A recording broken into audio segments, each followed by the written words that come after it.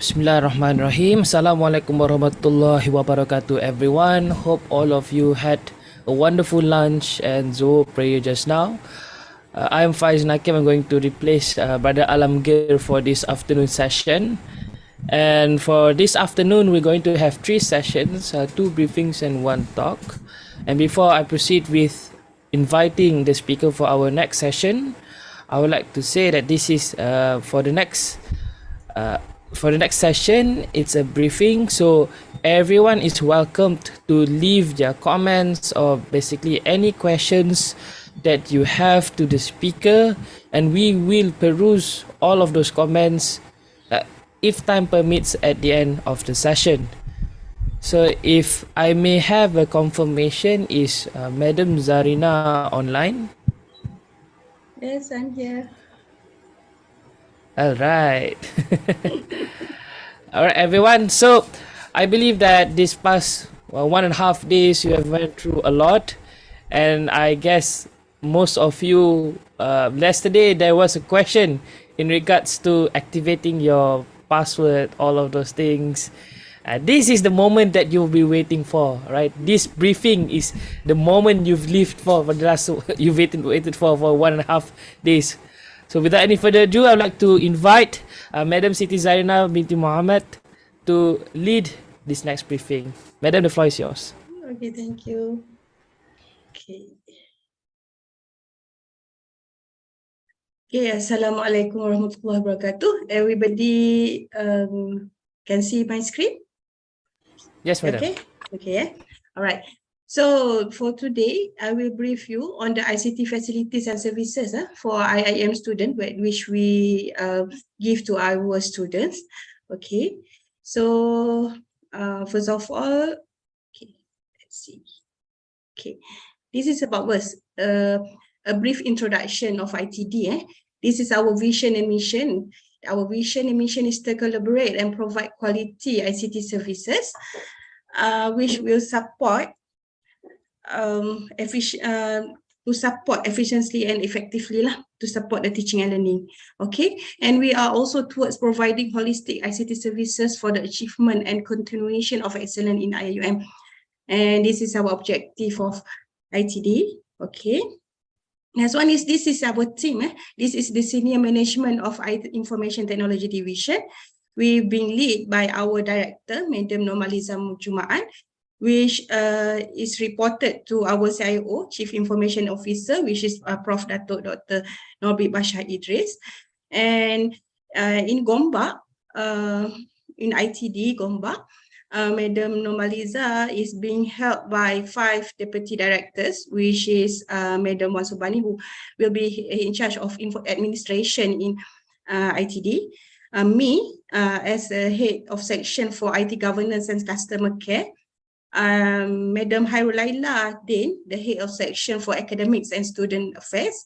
Brother Abu Hurairah, head of section for administrative application services and also database.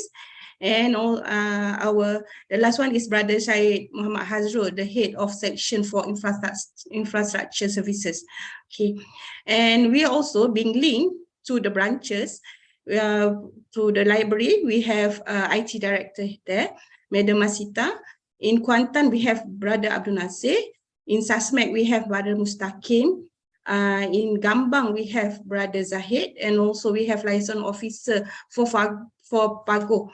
Sister Shahidah is with us in Gombak, but she also oversees the network and infrastructure at Pago. Okay, so this is the organization structure. This is all ITD staff in IIUM. So the big chunk here is the central zoning. This is where the IT support team is. They are reported directly under me. The help desk is under the customer care, is also under me, and also the IT governance team. All right. So first of all, I would like to introduce you to our website, https://iium.edu.my/ITD, where in our website, we do have our service level agreement for students. Service level agreement is the agreement that we made with the university community on how much time that we need to fulfill in case of any disruption of services. So this is where the agreement that you can see how many days or how many time that we need to recover such some of the services, okay? And we also have latest news and announcement in our website. And also in our website is a link for ITD social media and also the important link. As you can see here, you can see for request for email password reset, access email while abroad, and so on, okay? And the next one is ICT services for IIUM. So this is the most popular place for ITD for the IIUM community to come whenever they have any problem. Okay, ITD help desk, which we open every day, Monday until Friday, and close on weekends. But however, you can always reach us through our hotline number, email address, and also our website, our WhatsApp number. Okay, and we will gladly entertain you. All right. IIM Wi-Fi. Okay, the Mr. MC just now said about the IIM Wi-Fi. This is how to connect to your IIUM Wi-Fi. You have to search, you have to enable the Wi-Fi button here and search for SSID and select the IIM student on your device. Log in using your metric number and password. Your password, your student password is the same as your iMaklum password. Then, inshallah, you will be connected to your Wi-Fi. Okay. So IIM provide internet services via Wi-Fi connection to students. So if you do in Mahala, if you have any blind spots area or services and satisfactory in Mahala, kindly report through this link here, wi-fi support.iium.edu.my/support/login. This is because we are engaging third party to manage the Wi-Fi at Mahala. So they should provide us the best internet connection in Mahala. So if you want to complain or you have any issues about the Wi-Fi in Mahala, please send your complaint here. Okay. All right. The next one, if IIM live email account, you are eligible for a IIM live email account, which you also can download original Microsoft software for free using your live email account. And you can install the software up to 5 devices, and your free OneDrive storage is 1 terabyte in the cloud storage, and Outlook email account with 1 terabyte of mailbox storage. How to activate it? Okay, this is the step where you how you can activate your live account. You have to log in into your iMaklum portal and click on Microsoft Live Account Self-Registration.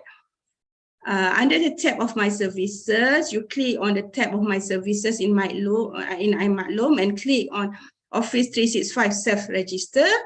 Take note of your live email IIUM live IIUM email. Sorry for my twist of tongue.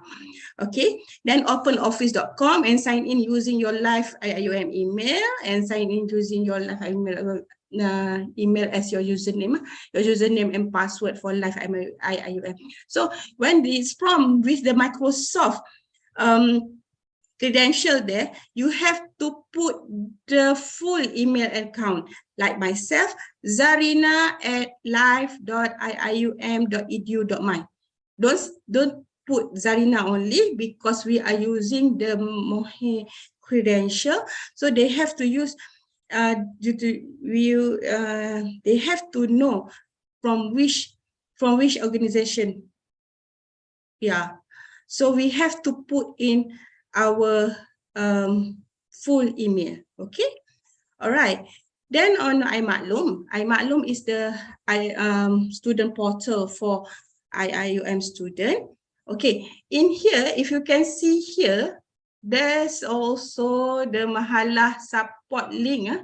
This is the one that I said just now. If you have any problem related to Wi-Fi at Mahalah, you can go to the iMaklum student portal and click here if you couldn't remember the URL that I have given just now. So you just click here, then it will pop up with the form which you can complain on your blind spot on your internet connection here. Okay, all right. In my iMaklum, so this is what inside the iMaklum. You have the iTaklim, the 365, the my SMS, the advertisement, iMonitor, COP software. This is where the most interesting part, the software, the free software here. Okay, it's also in iMaklum. Okay, and this is the example of what you can get in your iMaklum. Okay, and for Microsoft software, you have to click on student portal with software icon here. And you have to sign in using your IIM Live email username and password here. Okay, to access to Microsoft Azure Web Store, where you can download genuine Microsoft software, such as Windows 10. I think now it's got the Windows 11 ready. Access, Microsoft Access, Visio Project, Visual Studio, etc. Okay, all right. Next, on iTaklim, see, this is your e-learning portal, the iTaklim. So how to log in? Visit the itaklimc.iium.edu.my. You click login, enter your username and set your password. Setting your password is like here, metric number concurrent with your date of birth. Okay, continue login using your new password. Okay, why did this services is different? The password using here is different from the iMaklum, because here the iTaklim C is located in the cloud services. So if any incident, destruction of any network services in IIUM, or we couldn't access the data center, your access to the portal should be not interrupted. Okay, because it is reside in cloud. Okay, apart of that, okay, in ITD we do have computer labs. Okay, we do have computer labs where we have the general computer lab here at the left hand side, and also we have the ITD BYOD lab. BYOD is bring your own device. We do have a Japanese table like this, and you can have a discussion or take a rest in our lab by doing your assignment and so on. So these labs open daily, Monday till Friday from 9 a.m. to 4:30 p.m. And Saturday, Sunday, and public is holiday. Sorry, it is closed. Okay, both of these labs. All right. So, what services that you can get from us?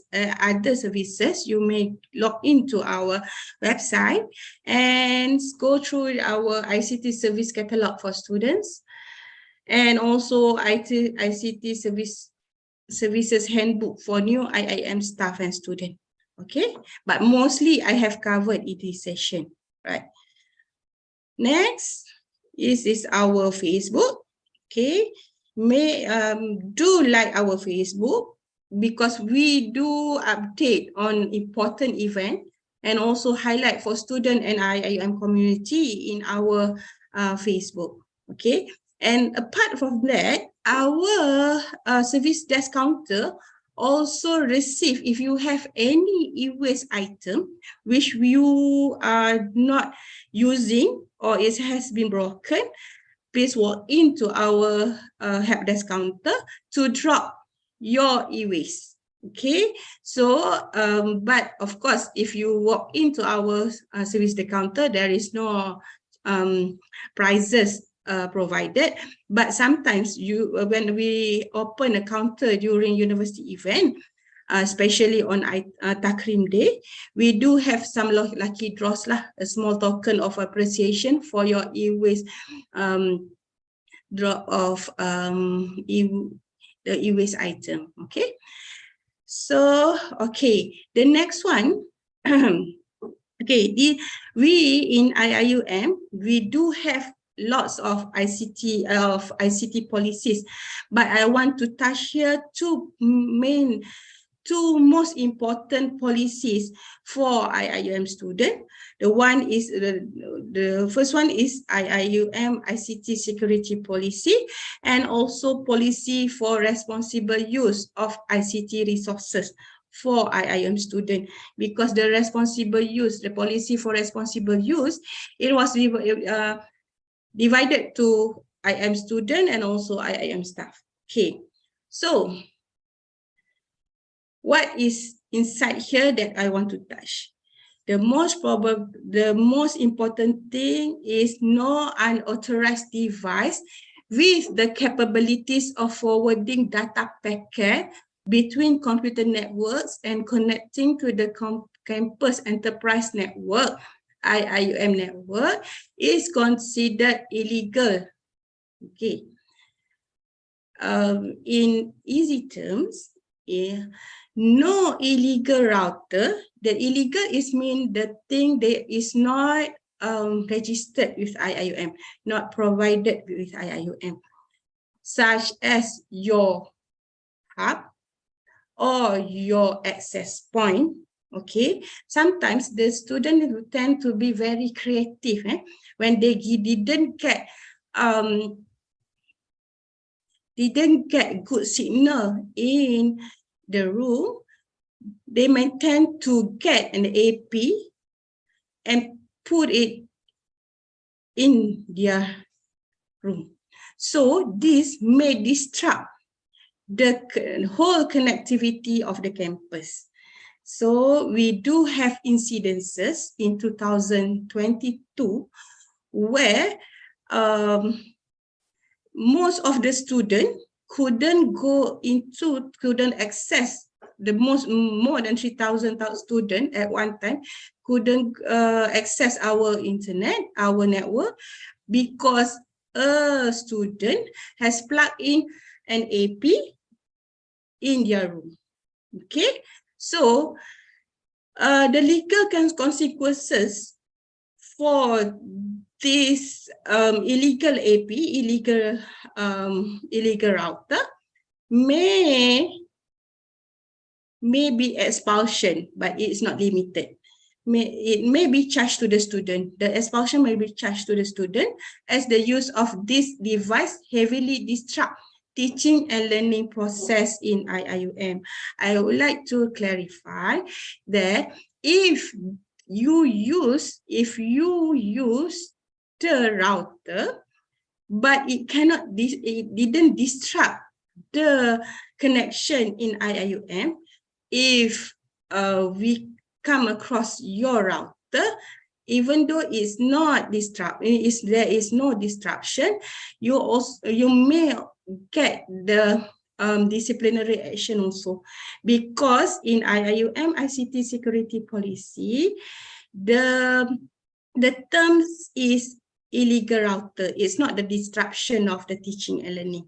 So any illegal, which means not registered devices, cannot be used in IIUM. Okay.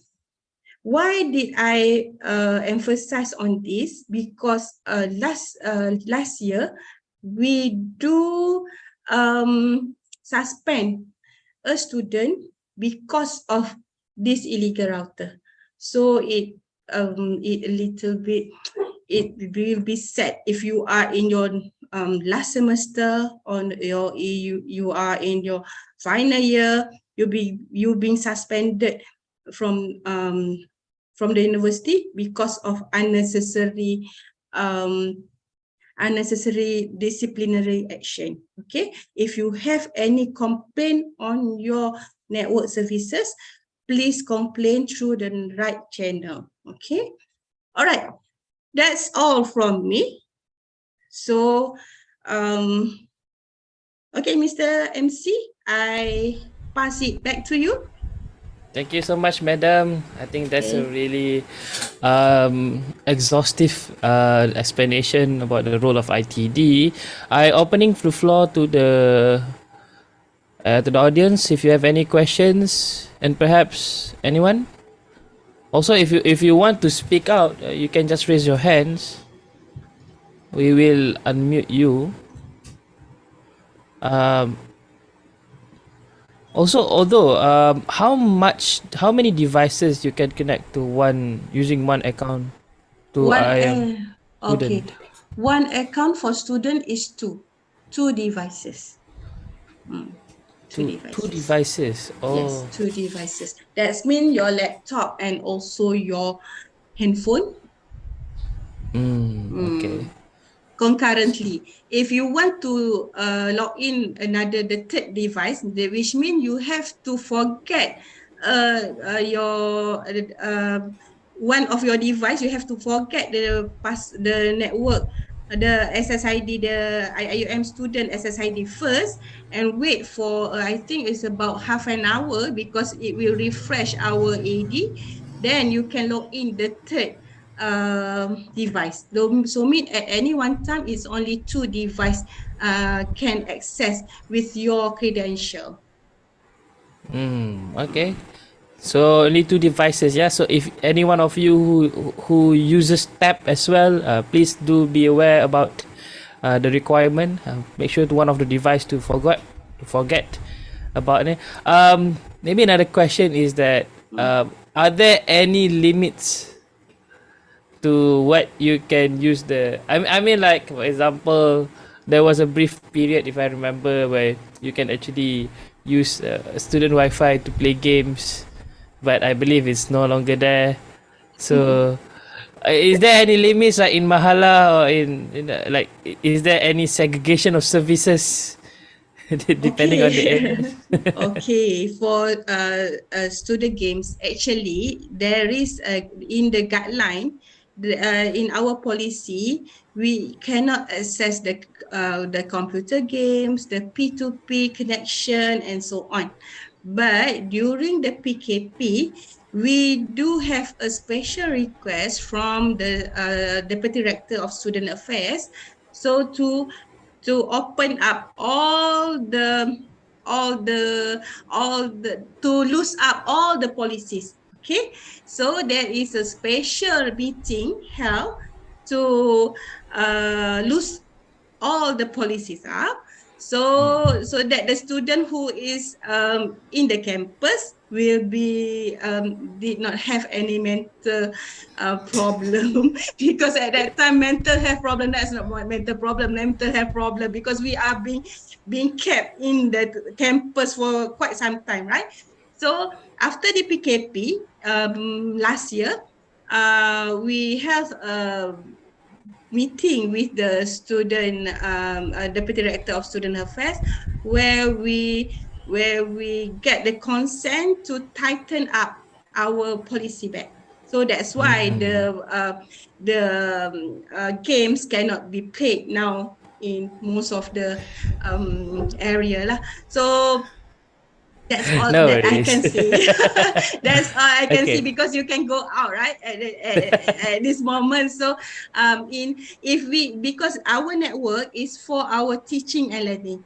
Okay, so if we open up the games, the games for the, actually there is an explanation between that, because not all of us are very fortunate to get the best handphone or Android phone or something like that. But if you open up the game and the student which the fortunate student which get the higher spec of PC and also the handphone, which it will suck all the network, all the so that your friend who is less fortunate will not get any connection, even the connection will be below 1 meg.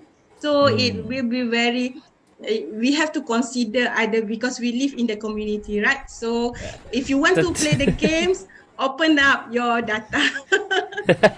Totally understand. Totally understand. I think that there's like 2-3 questions here.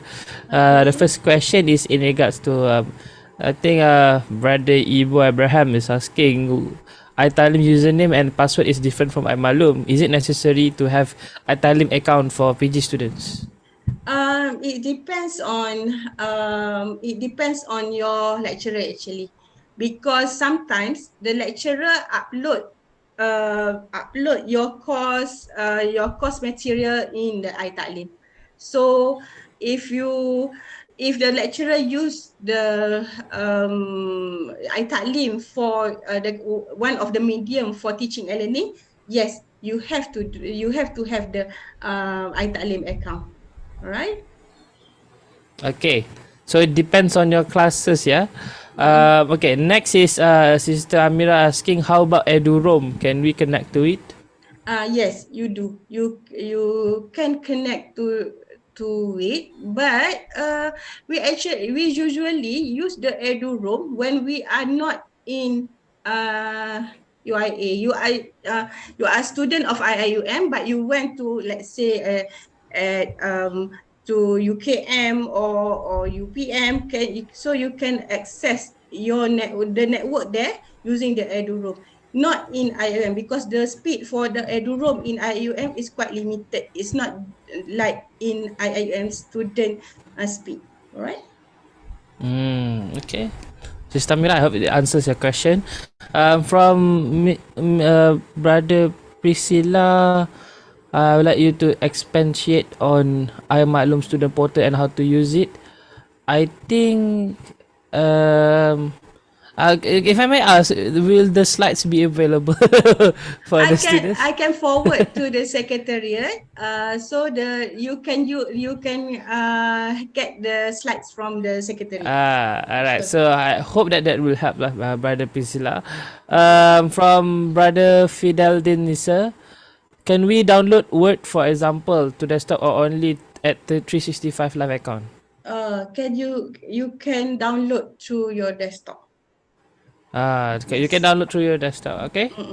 Alright. So everyone, you have any other questions that you want to ask before we have another 2 minutes? To anyone who wants to have questions. Oh, very good, but how? Very good, but how? Yeah, the continuation of if you need because if you can go through the student portal, then you have a software tab there. You can click there, and you can it will be linked to the Microsoft portal. So you can go through there and you may download that. If you have any problem to access that, please come to ITD. Please come to our help desk, so that we are more than happy to entertain you. Okay?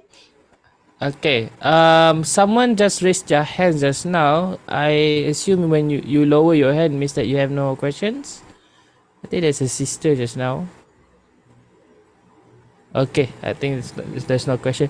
Brother Irfan asked, can you please share the slide of iTalim login? Yeah. We're going to pass the slides through the secretariat, so no worries on that.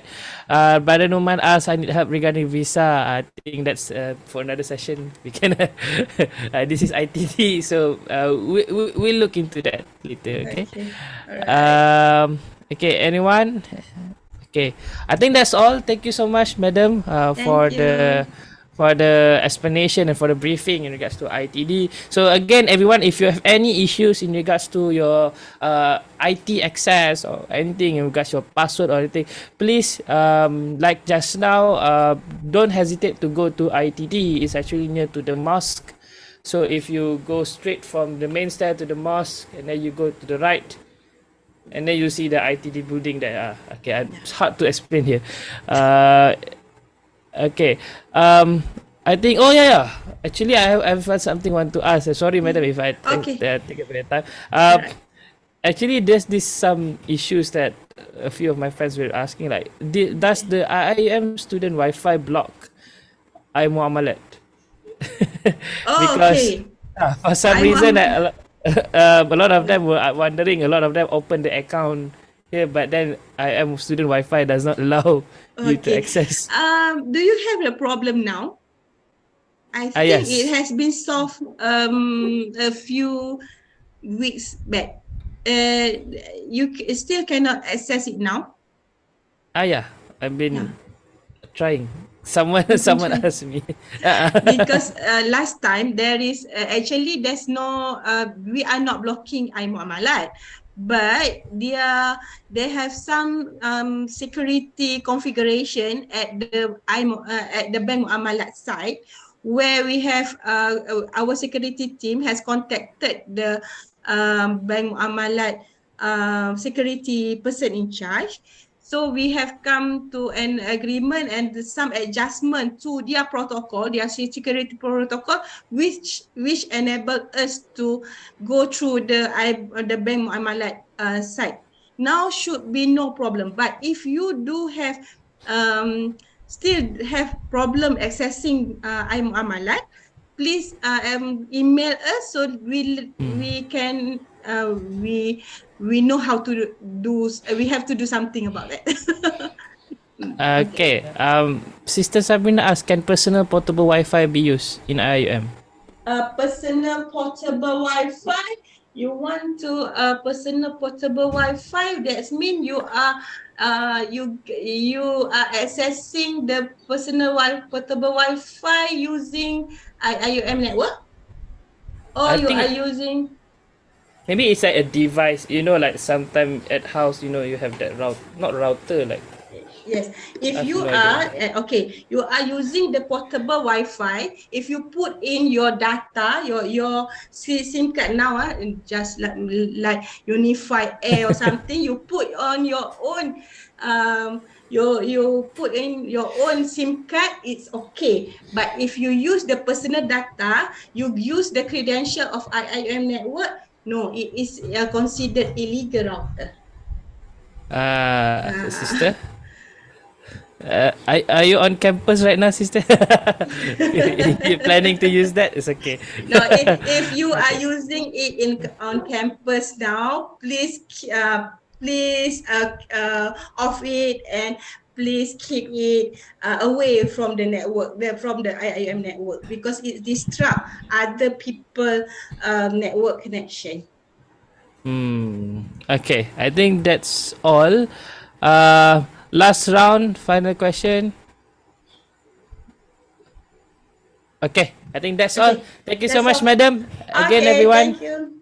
Thank All you so right, much, madam. Thank you so much for bye. your Thank you. explanation. Assalamualaikum. Waalaikumsalam. Okay, so thank you so much, everyone. Thank you for the questions just now. I believe that if you have any issues whatsoever later, perhaps when we disseminate the slides, you guys can refer to the slides, especially on the contact number. Throughout my studies here, I've been using the WhatsApp and the service desk. It helped a lot whenever I have some issues with my password, with my account, especially iMaklum and iTaklim. So I hope that this session will be fruitful for you, especially in regards to accessing the many online services that IUM provides. All right, I think let's move on to the next session. Again, this is the next will be a briefing by the finance division. I hope, can I know if Mr. Muhammad Saiful Rijal is online? Yes, brother. Yes. Alhamdulillah, Mr. Muhammad. All right. So without any further ado, ladies and gentlemen, I would like to invite Mr. Muhammad Saiful Rijal bin Zaini to lead the briefing on for finance division. Mr. The floor is yours. Okay, thank you, Brother Faiz. Okay, to the Master of Ceremony. All right. So, Assalamualaikum warahmatullahi taala wabarakatuh. Okay, my name is Muhammad Saifuri Jabrin Zaini. So, Deputy Finance Director. Okay, Student and Scholarship Unit. So, basically for today, I will share. Okay, share.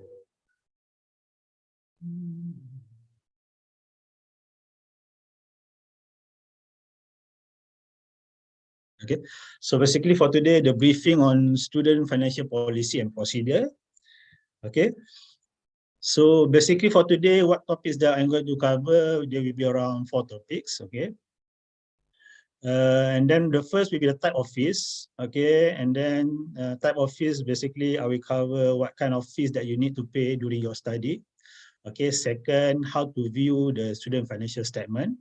Okay, the student financial statement basically is the document where this will be summarized all the total charging and also the total payment made by the student during your study. Okay, and then the third, financial policy and procedure. So basically this topic is all about when the deadline for the student to pay the fees, and then what will be the policy if the student want to withdraw or taking study leave. Okay, so it will be covered under the topic number 3. Then the final one will be basically method of fees payment. Okay, how to pay your fees during your study. Okay, so I will share with you later on. Okay. All right, so topic number 1, type of fees. Okay, so basically this is a summary of all the fees that you have to pay during your study. First will be the entrance fees, and then second will be the tuition fee, and then recurrent academic fees, health insurance for international, okay, hostel fee, bench fee, evaluation fee, and graduation fee. Okay, so for this one, I will go to basically our fee structure. Okay, so basically, this is the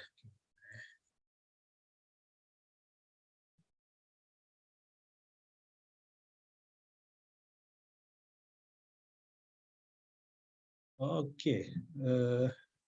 Basically, I'm directing you all to the. Hold on,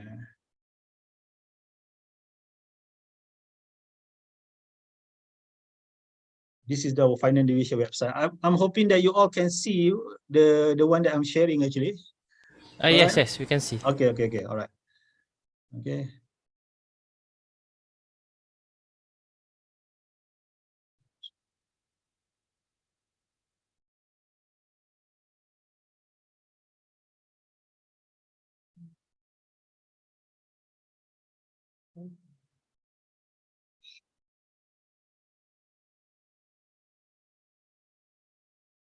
Sorry, because actually I got some technical issue here. Okay, all right. So basically, what I'm going to share with you, basically, this is the Finance Division website, and then over here we put it the postgraduate fee structure. Okay, so let's look at, okay, for example, for the international for the fee structure. All right. So you all can see the fee structure that in the screen, right? It's a bit too small. It's a bit too small. That's why I'm wondering, because basically now actually it's become half of my desktop actually. Oh, maybe you can just zoom, sir. Okay, I try.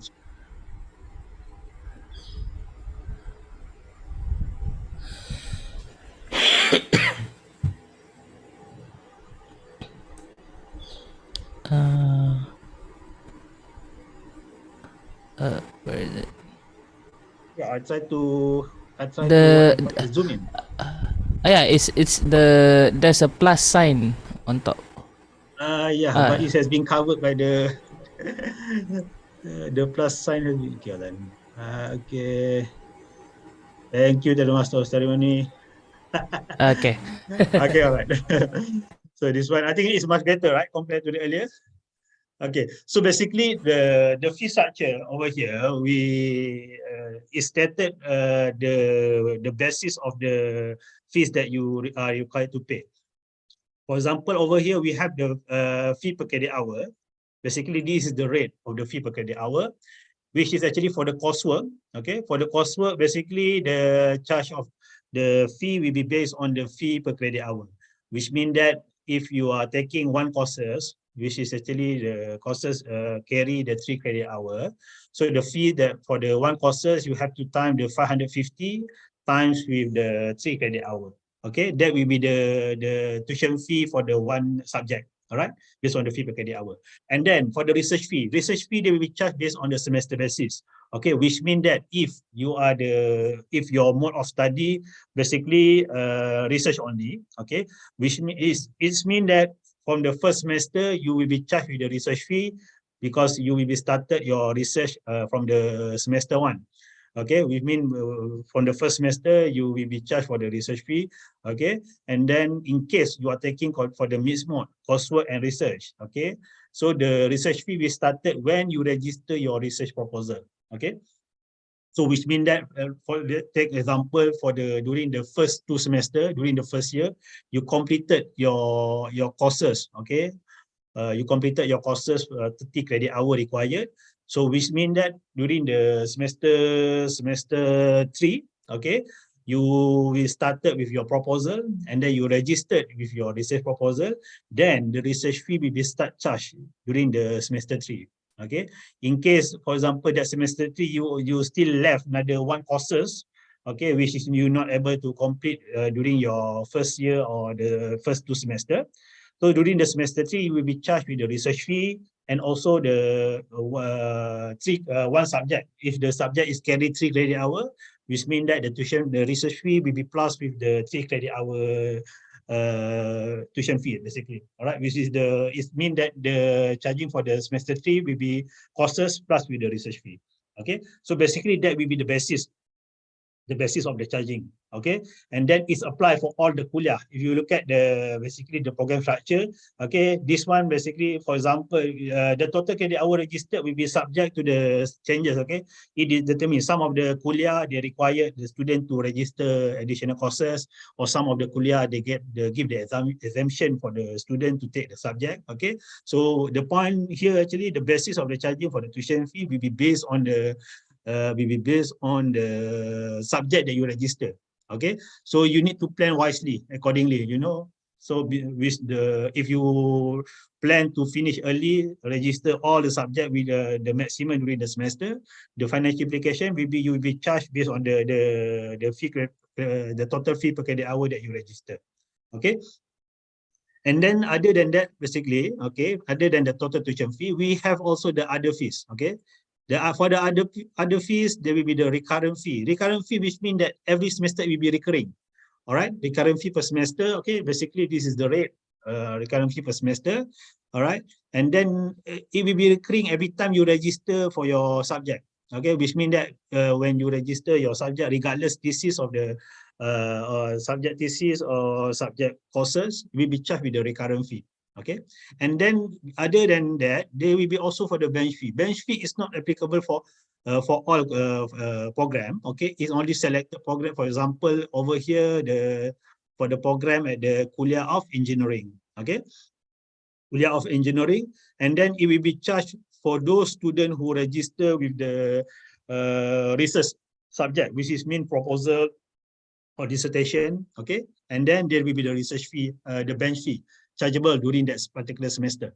Okay, for example, we look at for the Kuliah of Engineering over here. All right, there is the research fee of there is the bench fee of the 1,000. I try to minimize a little bit here so that we can, okay. So for the engineering, okay, there is the bench fee.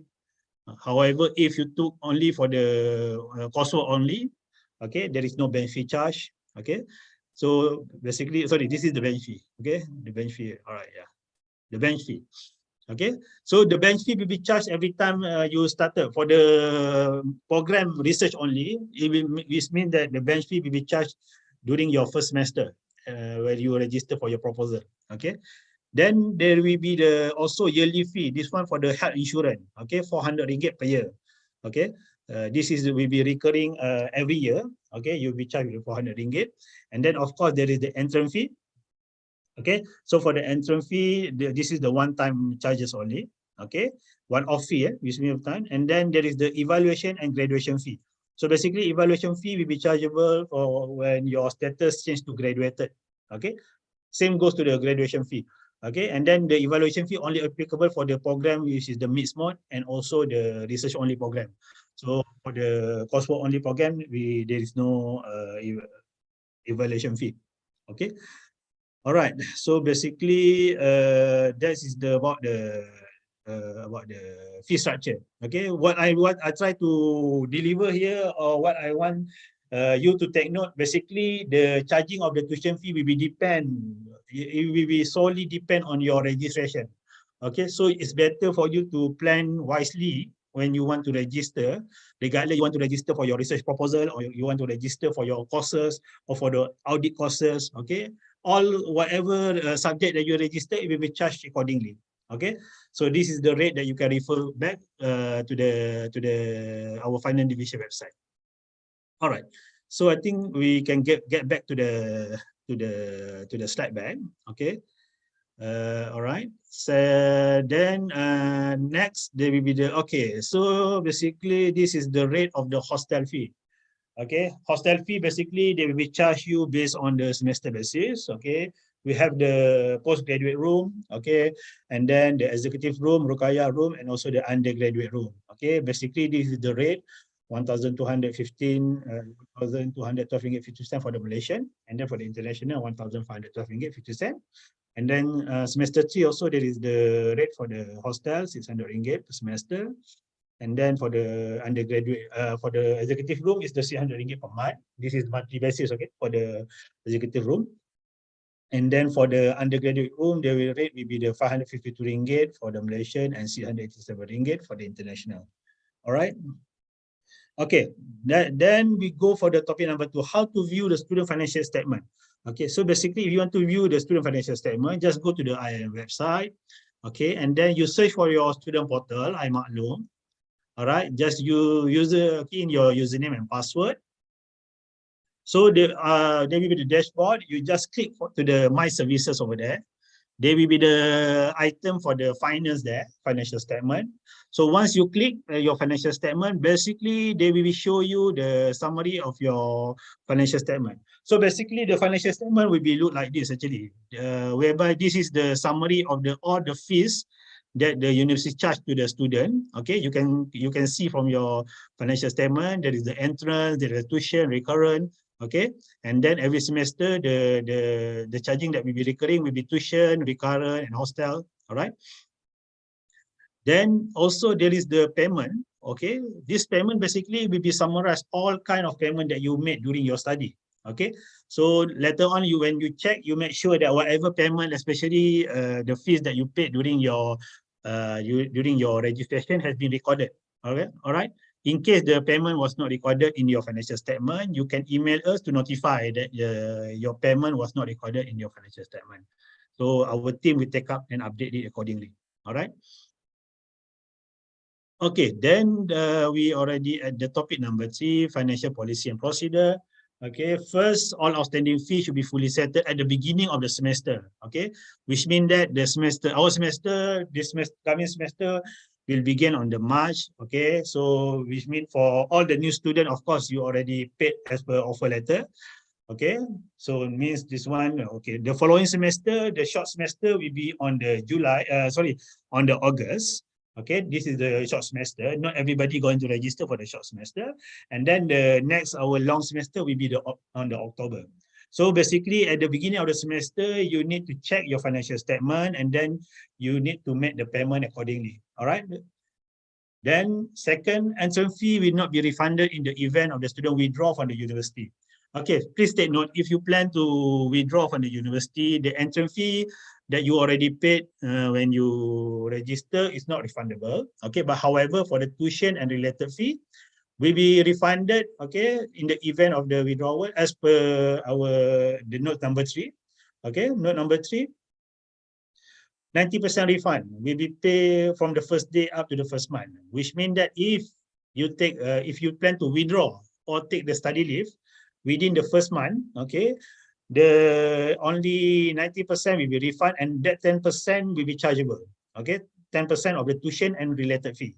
recurrent fee will be charged to you. Okay, and then 60% refund from the first month up to the second month. During the second month, if you want to take the withdrawal or study leave. Okay, this one apply for the case of the withdrawal and study leave, you know. All right. So they will be charged of the 40%, which only 60% will be refund. And then there will be no refund after the second month of the semester. Okay, which means that if after the second month of the semester, you plan to withdraw or take study leave, there will be 100% charge, which means that you have to pay the fees accordingly for the tuition and recurrent. So you need to plan wisely, okay, before you make the decision to take the study leave or withdraw from the university. Okay, then number 4, during the short semester, the tuition fee will be charged according to the credit hour registered, and related fee will be charged half from the normal fee. Okay, during the short semester, if there is the student register for the subject, and then they will be charged accordingly to the based on the rate of the credit hour. And then number 5, students staying for the short semester at the hostel will be charged 600 for the postgraduate room. Okay. Then for the study extension, students should pay the full research fee plus credit hour fee, if any, and recurrent fee during the extension period. So means that for your study extension, you have to pay the full accordingly. All right. And then for the audited fee. Okay, audited fee, the fee per credit hour for audited will be half of the normal fee. So those who register subject as their audited, okay, the fee is basically half from the normal rate. Okay. Number 8, graduation fee, 200 ringgit is compulsory to be paid upon graduated. Okay, so graduation fee, this one is compulsory to be paid. And then number 9, postgraduate register comprehensive examination. Okay, this one, those who register the comprehensive exam during the semester, there will be additional charge of the 200 ringgit for the tuition fee. Okay. And then number 10, the prerequisite subject. The fee for prerequisite subject will be charged according to the type of the subject registration. Okay, so which means that if you are a PhD student taking the master subject, and then you'll be charged according to the master subject. All right. And then the university has the right to revise the fees without notification. And then for the details, kindly visit our finance division website. Okay. Okay, the website that I shared with you just now. Okay, and also we have the Facebook student unit finance IIUM. All right. Okay, then we go for the topic number 4, method of fees payment. Okay, so basically for the payment of fees, we strongly encourage students, okay, to pay using the JomPay.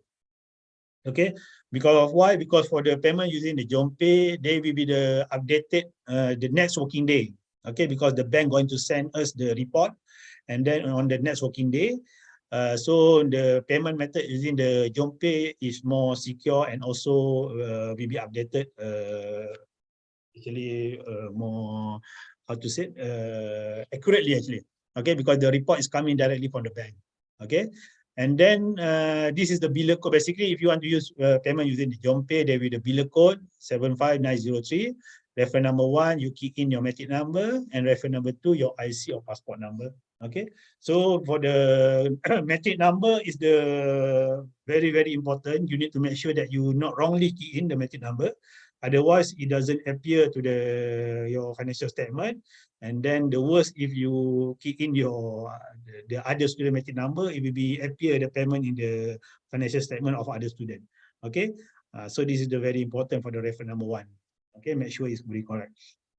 Then you also can pay using the online payment at the epayment.ium.edu.my. This is another method of payment. All right. And then for the overseas payment, you can pay through the Flywire. Okay, so this is the IIUM Flywire. Basically, we already collaborate with the Flywire. It can cater for the overseas payment. Okay, so for the international student, you can use this method of payment. Okay, to make the payment to pay for your fees. Okay, and then you also can bank in directly to the university account at any bank Muamalat branch. Okay, this is our account number. Okay, 1407-000-000-5719. And then the copy of the bank receipt should be forwarded to the student unit for the finance division through email finance@iium.edu.my for recording of payment. Okay, please key in your matric number as per for the using for the reference box. All right, so basically, I think this should be my last slide. This is our email finance@iium. This is our official email. Whatever query, whatever request, you can email directly to the finance@iium.edu.my. And then if you wish to directly contact us, we have the contact number and also the email. Okay. All right, that's all my presentation. I think, okay. So basically, I think I should refer to the question, right? So can the MC help me? Is there any question? I can see that there's a chat box, but I cannot Okay, help you read. there's a lot of questions. Yeah. All right, so I'm going to move one by one from the top. So question in regards to the bench fees is like, is the bench fee paid in first semester only? No, that one is the recurrent fee. It will be recurring every semester. Every time you register every time the student register for the research subject, which means that for those who mode of study is the research only, that bench fee will be recurring every semester that you register until you finish or you completed your program actually. Okay. Okay. I see someone here. I don't know if he's replying on the comment or for bench fee in the first semester is only research proposal and not involving any lab used. Yeah, but this bench fee basically is not only for we are mentioning about the lab actually. So basically this bench fee will be cater for the whole program of your master and PhD. So which means that it's not only if that semester you are using the lab, you have to pay the bench fee. No, it will be recurring every semester, and then that fee will be utilized for your research for the whole duration of your master and PhD program. Okay, alright. And then next question is, sorry, I don't understand the bench fee. Why research proposal need to be charged 1.5k for my case? On what basis does this indicating? Yeah. Okay, this one the same answer for the earlier actually, because it's not basically this bench fee is not only for the lab whatever. Basically, this bench fee is chargeable to the student to cater for their research program the whole duration of study. You know, which means that if the master for the 2 years program, basically this bench fee will be chargeable every semester for the whole duration of your study of the 2 years, and then for the PhD for the 3 years. Okay, so that's why it will be chargeable together with once you start with even though you start with your proposal. So basically, that bench fee will be utilized to cater for your project for the whole duration of your study during your master and PhD. All right, okay.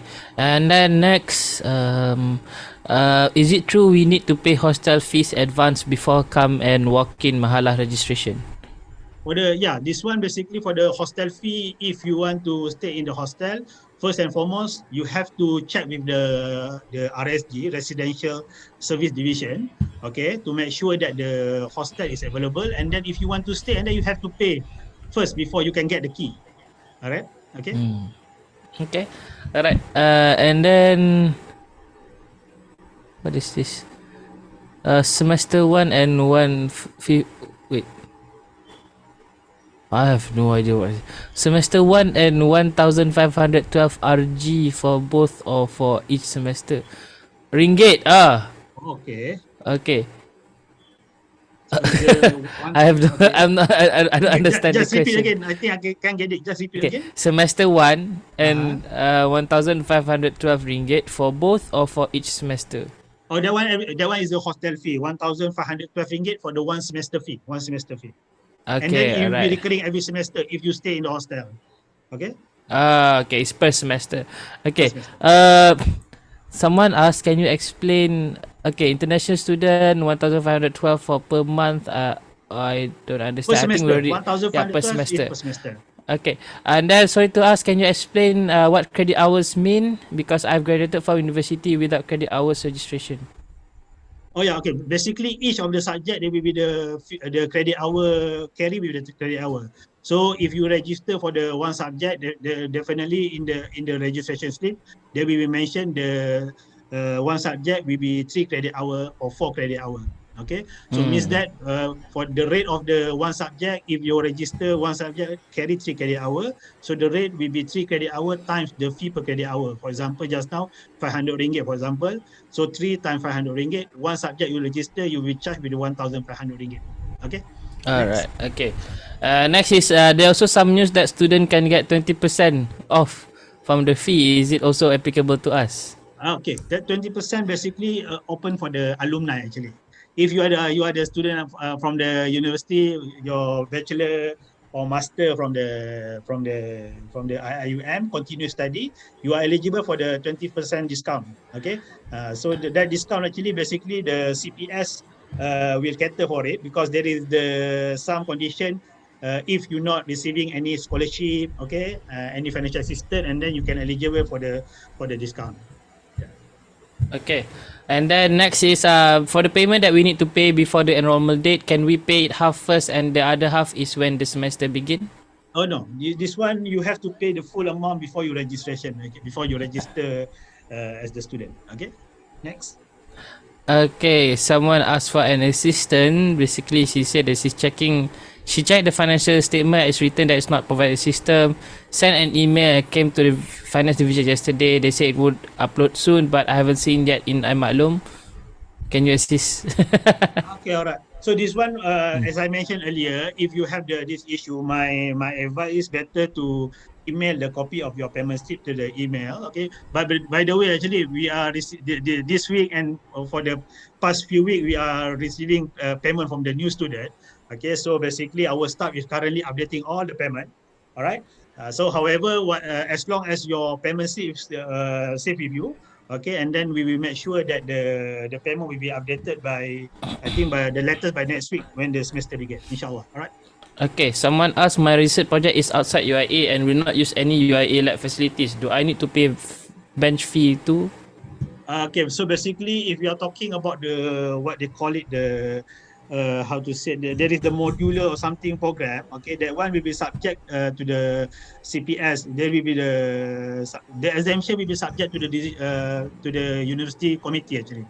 Okay, it will be depend on the what they call it actually, what is the weightage actually. Are you not even using any at all, or are you using the 50% or 30%? Okay, that one will be subject to our what they call it, our UMC decision. Okay, that one you can refer back to the CPS. Okay, next.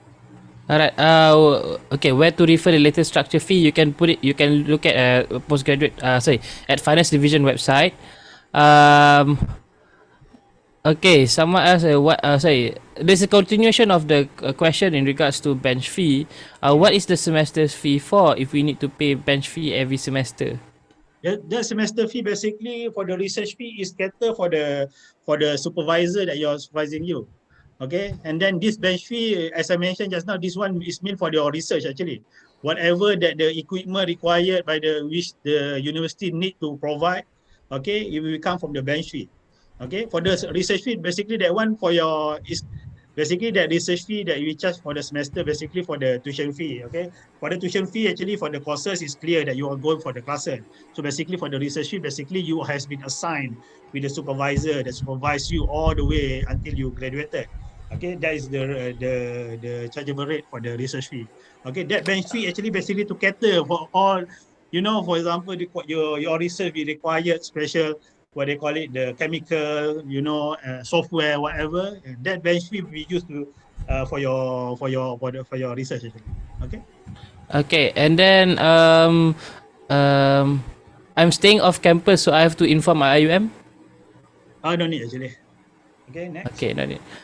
Do mixed mode student need to pay the bench fee as well? Yes. Yes. Okay, thank you for answering that. Yes, actually, that's why I mentioned once you start with your proposal, okay, and then there will be the charge for the research fee and also the bench fees. Okay. What happens? Next question. What happens if we pay more for the tuition fee, but we took less than expected credit hour for the semester? Oh yeah. So whatever the extra payment that you already paid during your first semester or any semester, it will be carried forward to pay for your next semester tuition fee. Okay. Okay. And then what happened if we pay more? Okay, sorry. Why I am never reimbursed personal bond? My third degree, the first two they don't return. That one, the personal bond, basically you can check back. Some of the personal bond, basically, when you completed your study, it has been set off with your final outstanding debt actually. Okay. However, if you're not receiving, what you can do, you can email to our finance at IUM, and then we can check back your financial statement during your degree, whatever. No problem actually. Okay, and then is it enough to pay 1,036 ringgit for the whole semester? Do I need to pay more or not? This one, I believe he's referring to the hostel fee. Okay, so for the hostel fee is if there is the LIDV living in during the vacation for the local student, and then will be chargeable actually. Okay. Okay. Alright. Alright. So for mahala, do I need to pay first before getting assigned to any mahala by SD? I think we answered it. Okay, yes. All right. Yes. Okay. Alright.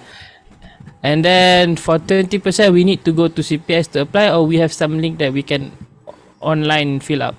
Okay, all right. This one at the moment actually you can notify first to the CPS, and then the CPS actually can collect first the name, okay, and then for the verification, because we will do the verification because the record of the scholarship will be come to the finance. Okay. Okay, and then next is I'm alumni of IUM. For the 20%, it will be deducted because I already paid the full payment and the advertisement appeared after that.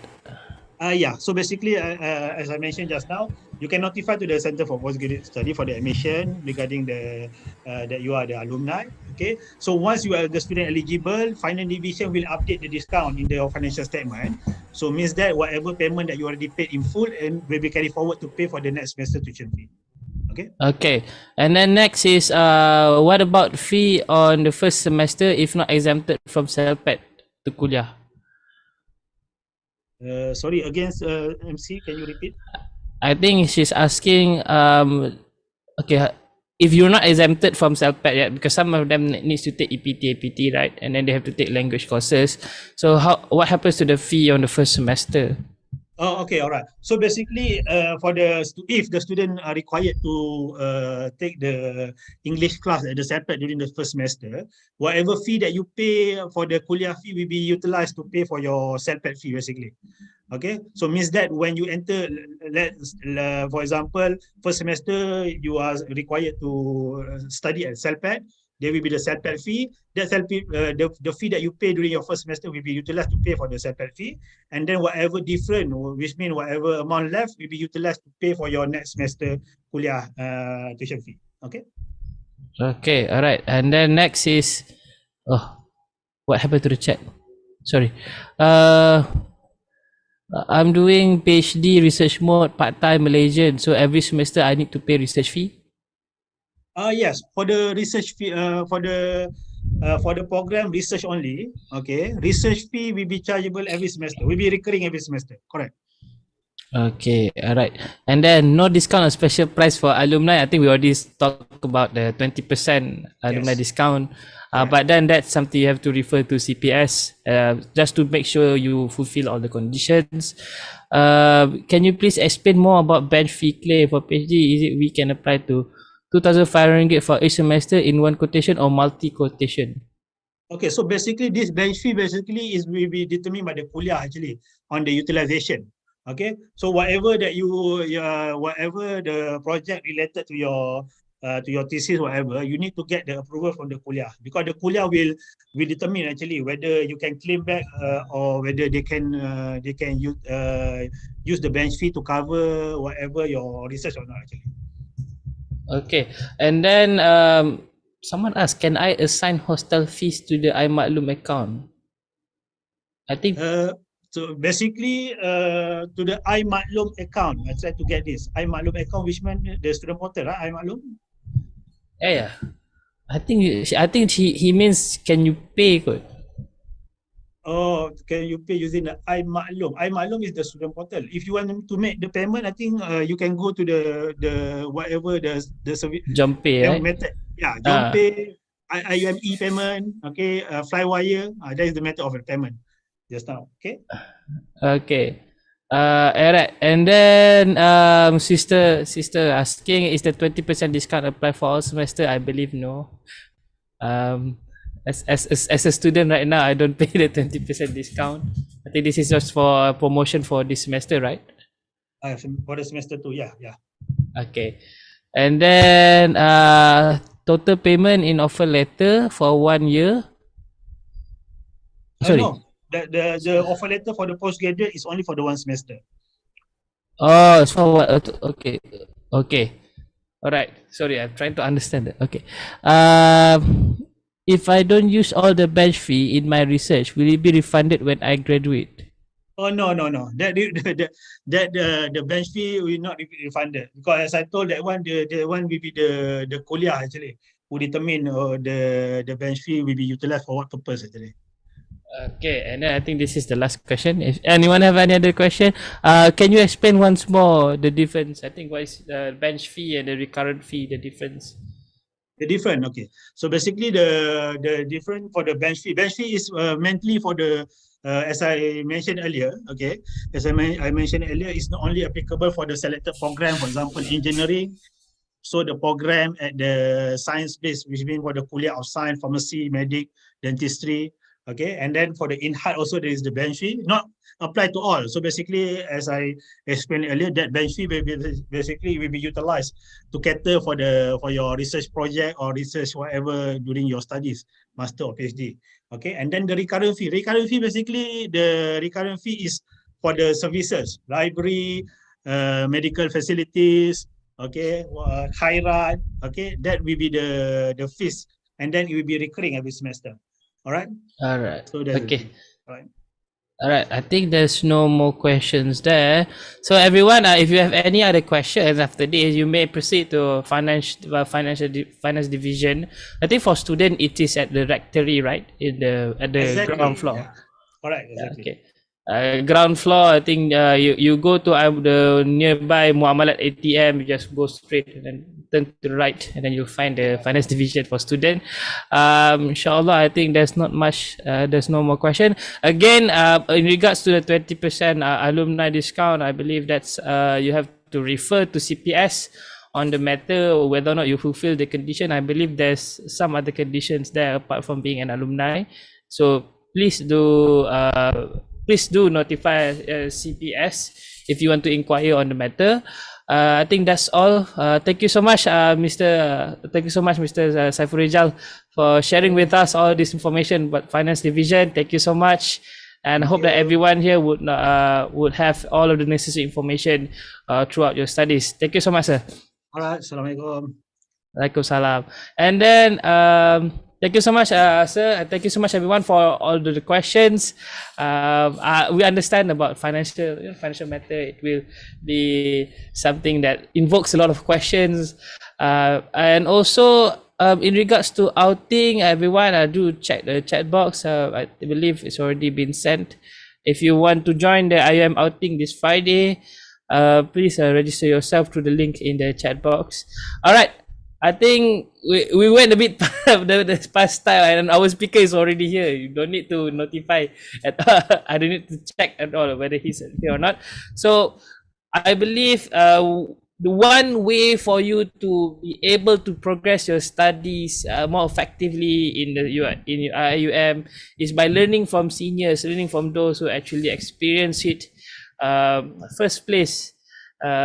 Throughout this garden of knowledge and virtue, and who is better to share with us about IUM's experience if not from our next speaker. He got his bachelor's, master's and PhD all from IUM, so he's much a seasoned student here in IUM.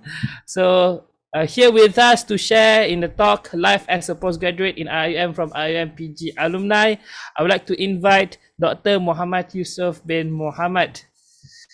Sir, the floor is yours. Assalamualaikum warahmatullahi wabarakatuh. Brother Faiz, can you hear me?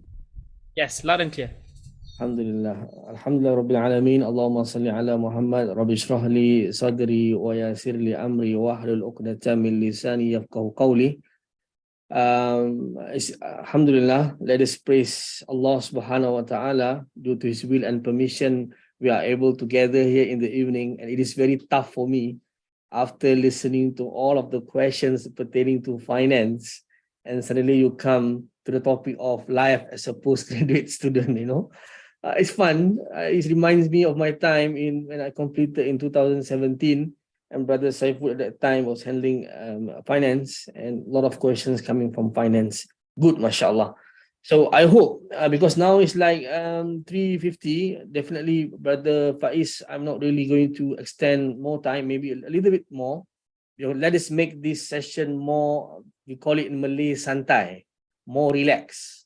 Relax, right? yes. Yeah, I will share some of my things in my slide, but I'm not going to burden with all of those statistics and etc. because I believe this is more on like a sharing session, right?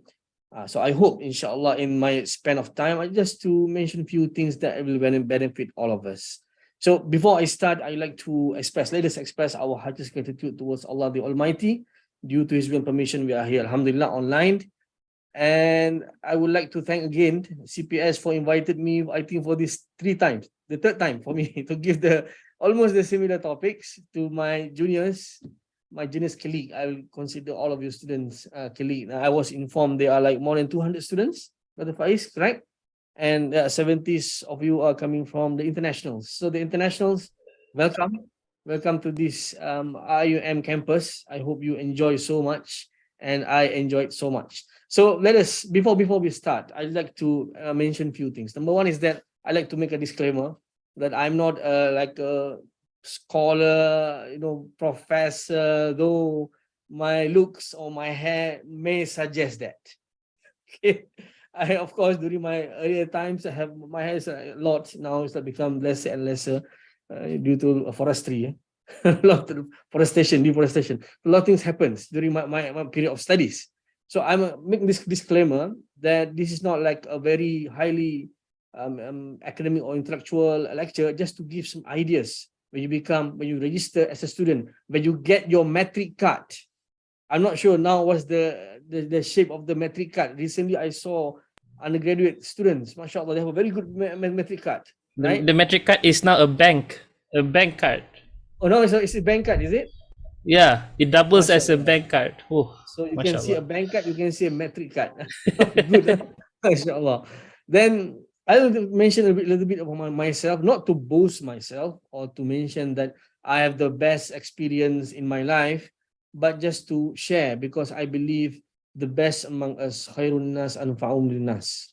The best among us is can benefit others, and I hope a little bit of my sharing can give some sort of inspiration, some sort of experience for others to learn, inshallah. Right?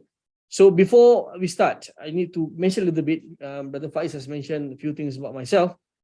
I was like undergraduate in Kuliah of Science in Gombak campus. So I was there, though I'm in Kuantan now. I stayed in Gombak for almost more than 1 year. I enjoyed the food, and the food is marvelous at that time, right? Food is very important for me. It's important for us. So to have a good food is important, especially for those who are internationals. I do have a lot of international friends, and they have like enjoyed so much at that time. You can go to Bilal and etc. or Siddiq, you can have a lot of good food. I think now seems to be the same. Like you can have Indian food, Arab food, Malay food, etc. Right? All of the cultural food. But during that time in 2007, when you come to Kuantan, it's a different story. You come to Kuantan, you only have like 1 or 2 cafes, and you need to restrict your diet. Unless you have your transportation, you need to go outside. And I do have my beloved friend, international from Sudan. He used to fast almost every day because he couldn't cope with the food at that time. Mashallah. I always to sit beside him, even taking his food as my food as well. Because I see the way he mix and blend. I think the Malays, they know about kuih bahulu, kan? Kuih bahulu, and how he put it with milk and he put it on the fridge and become like ice cream. So I was like, okay, there's the innovation, not only research, even in food, right? So I did my master's in human anatomy in Kuliah of Medicine. At that time, it's mostly on mixed mode. I have the coursework and I have the component of research, which I believe some of the students here are doing fully coursework in certain course like accounting and etc. So I did have like a mixed mode during that time, and then I proceed to doing my PhD in Kuliah of Life Sciences. It took me 5 years. It took me 5 years to complete my PhD in Kuliah of Life Sciences. So I'll mention a few things that during those 5 years, and also include those 2 years. So it took like 7 years for both masters and PhD. So it's fine. It's fine to have like multiple years. It's fine. It's not like, to have a PhD or masters to complete in 1 year means that you are excellent. No, because life as a postgraduate is a journey. Ladies and gentlemen, brothers and sisters, when we mention in a journey, there are a few things. Number one, the road itself. When we see the road itself, the road can become a straight road. It can become a zigzag road. It can have like, curly roads. So the road itself is not like simple. We used to see some person having giving a valedictory speech. Or we thought, oh, this person, mashallah, he gave a very good speech, and etc., etc. We never know what actually he suffered or she suffered. We used to think that it's become easy. It's an easy journey. We might start with 200 students here in Ta'aruf Week. We might end up with few of them, or we might end up with few dropouts. That is normal. Because the journey itself is difficult and got a lot of obstacles. Like you are driving a car in a massive, traffic. Is either you're going to bump to other people's car or people going to bump on you. And it's either the road becomes slippery or the road become clear, but sometimes the external factors, right? For example, you see on the left side, you see mountainous area, right? You see a good landscape. And for those internationals who come into Malaysia, for example, you like the food, you're getting married, and etc. That's fine. But at the end of the day, what happened to your study, right? Similarly, imagine ourselves inside a train. So when we are inside the train is moving, right? The train is moving. There's a destination that we are going. We are being given good food. There's a good landscape, and etc. But at the end of the day, we need to ask, what is the objective of my study? What is the objective of this particular journey? So it's a journey full of experience. Each one of us can have our own biography, though I'm not making myself. Right? The thing is, each of us have our own story can be narrated. That these years, either you are local or internationals, the person you met, the difficulties that you have. Some of you are single, by the time your PhD or master's completed, you become double, right? Or some of you are, getting married and you might have 2 or 3 children, right? Some of you having become very thin and you become expand. Or some of you expanded and you become thin. So a lot of things happens. Physical changes, transformation, mind transformation. You used to become a very, a simple person, but after you're doing postgraduate, you become complicated person. So in the end of the day, we must acknowledge that this is a journey.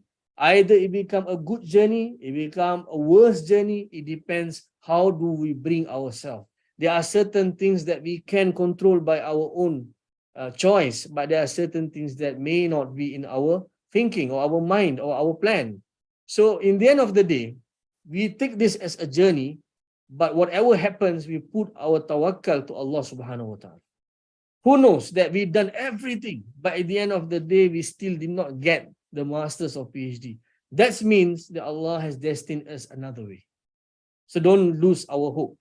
Don't lose our hope. Please remember this word because I'm going to mention this in my final slide. Now, I'm going to share 10 tips. I always share this. In my span of 5 years, that I believe these 10 tips is important, is good for us to share, good for us to practice to complete our study. Number one, ladies and gentlemen, we must have a right intention. So we need to ask ourselves, what is the purpose of pursuing our study? Is it because our company or our institution asked us to proceed, which is my intention earlier that time, right? Or is that because of you want the title DR at in front of your name so that you can put on your car? I'm not sure. I don't think you put on your car. Maybe you put on your door, right? Or you put on your everything, right? You put your name tag. You want the title DR there, or you think that by having this master's or PhD means that you have credibility inside of people. You can boast of yourself saying that now I am a PhD. We call it in Malay mendabik dada, macam gorilla kan, mendabik dada. So it means that you are like having PhD, full of knowledge, not permanent head damage, but full of knowledge. Now I'm a scholar, I'm a professional, people are looking at me, I have the credential, right? I used to have my friend, one of my friend, my colleague, when he was like, in India. So they were like happy to have PhD, and they were celebrating him, right? Certain culture, they used to see PhD as like, mashallah, a good academic credential. But when you have a lot of PhDs, there's a different story. Now, even if you have PhD nowadays in Malaysia itself, that they buy the PhD. This is wrong. By 8,000 ringgit, there's a case mentioned in the news. You can buy your PhD. There's a fraud PhD, right? 8,000 ringgit, you can buy your PhD, you put your DR in front. So there are a lot of reasons why people choose to pursue study. Ask ourselves, what is our right? What is our intention? It is fine to have a worldly intention, either to have a good job, either to become professor. That is fine. By the end of the day, always put our intention towards to get the pleasure of Allah subhanahu wa ta'ala. Always align our niyyah. I mentioned in the authentic hadith, innamal a'malu binniyat wa innamal likulli imri'in ma nawa. In the long hadith, put the right intention. So whatever problems that you face in your studies, you are going to face it, you're going to solve it, and you're going to overcome it. So to start with that, you must have a right and good intention. And because of that good intention, it'll give you a good motivation. Because at the end of the day, Allah is your reference. Whatever problems that you're going to have, it is part of the journey, you're going to overcome it. That's tips number one. Number two, this is wrong. I should put it at the back, at the last part, but it comes earlier. I forgot to change the animation. Number one, during these studies, people can take many years, right? Number one is the financial problems that when I notice here, it's good, mashallah, you're asked so many questions to Brother Saiful Rijal. It shows that you have concern about financials. And financial is very important. Just now I was like, verifying some information from my own kuliah about PhDs and master's fees.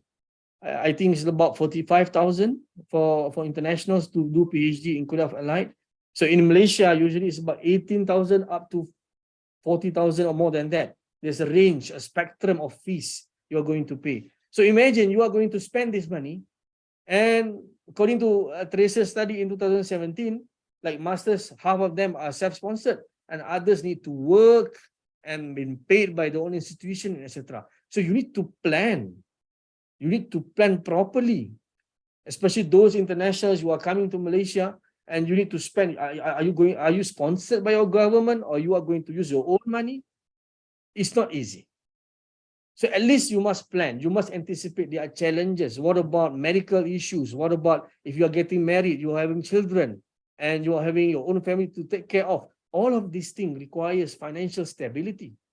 So without a good financial stability, then you are going to have problems. Next, doing PhD and masters, especially those involved in lab.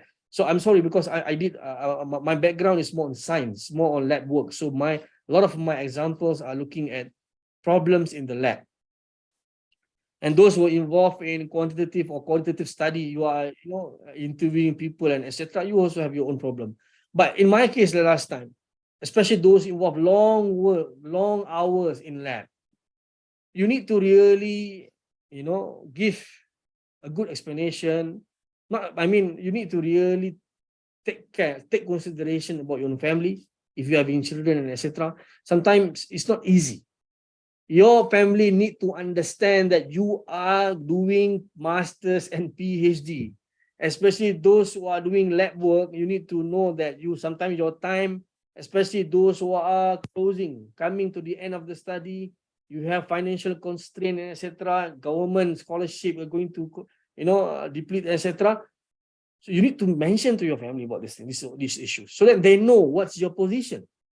Because there are studies, there are even cases during my time that even couple divorce because of PhD and masters. I think that time is PhD, because they couldn't tolerate the time taken, and it involves a lot of sacrifice. That is why those having families, you need to really appreciate the sacrifice given by your own family. Sometimes they need you. During my time, I need to mention a few things. After second year, during my PhD, my mother got suffered from cancer. So I took 1 year to take care of her. At that time, I'm not married yet. So I didn't take leave of absence at that time. I managed my time with my supervisor, discuss and everything. But it's a tough time. Sometimes you only sleep 2 or 3 hours. Then you require a long day in the lab. And during that time, I didn't go to the lab. I need to go back to KL. So I need to stay at the house and work at night to do papers, writings, and etc. So the challenge is that you need to make your spouse or your family understand the journey that you take. It is not simple like, undergraduates, you go to class, you do assignments, you have projects. Masters and PhD is more than that, right? And next is that, this is like not fighting, not necessarily fighting. If you are working in a research team under one particular supervisor, you are the junior or you are a senior. Sometimes you can see it can happen that you might have problem with your colleague. It happens to me last time when I was like having a problem with my colleague. It's difficult for me to enter the lab because this friction happens. And those frictions sometimes normally can be healed. Sometimes it cannot be healed. It depends on the person itself. Some persons are very sensitive. When they become like hurt, they hurt so much. So because of this psychological hurting inside your heart, it's difficult for you to do lab work. You can't see this person. So you need to adjust, you need to adapt, you need to find a solution. So having a good relationship with your teammates sometimes help you. Unless you are very what we call stone head. I'm not sure if this is correct or not, which means that you don't care. I'm not, don't care about others. You think that yourself, you are right, you just follow it and you don't care about others. That is different. But usually we are a social organism, right? Social creation of Allah, that we always communicate each other. If we are not having a good environment, it doesn't support our research, right? Anticipate challenge on these things. And another thing is that we must know that this particular journey of a PhD or master's, it can disrupt our social life, our love life, our mental health, and even our future. We might have a lot of plans in the future, but because of this particular journey, it might cause us problem, right? To the extent, if someone asks you when you're going to finish your PhD, as if you're going to shoot that guy. So this is some of the challenges that might happen in your journey. So anticipate all these things. Like in a journey, someone told you, if you go to enter this, you're going to find this, you're going to find this, you need to have this. At least you have some ideas in your mind that this is going to be happen in future. Now let us go to the third tips. So I'm going to go very fast, inshallah. We have 10 tips. Ladies and gentlemen, my 5 years of journey, one of the really support me is having a good supervisor. I have a very good supervisor last time. She supported me a lot. She defended me a lot. When people are seeing me not in the lab for one or more than 1 year, I was at home taking care of my mother. She supported me and she gave me a task in a different way. For example, in the first 2 years, I was focusing more on literature review and publishing review.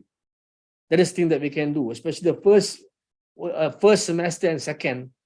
We really need to work out on your literature review, and you can publish it as a systematic review or other means, so that you have a good grasp on all of the things that you are going to do in your research.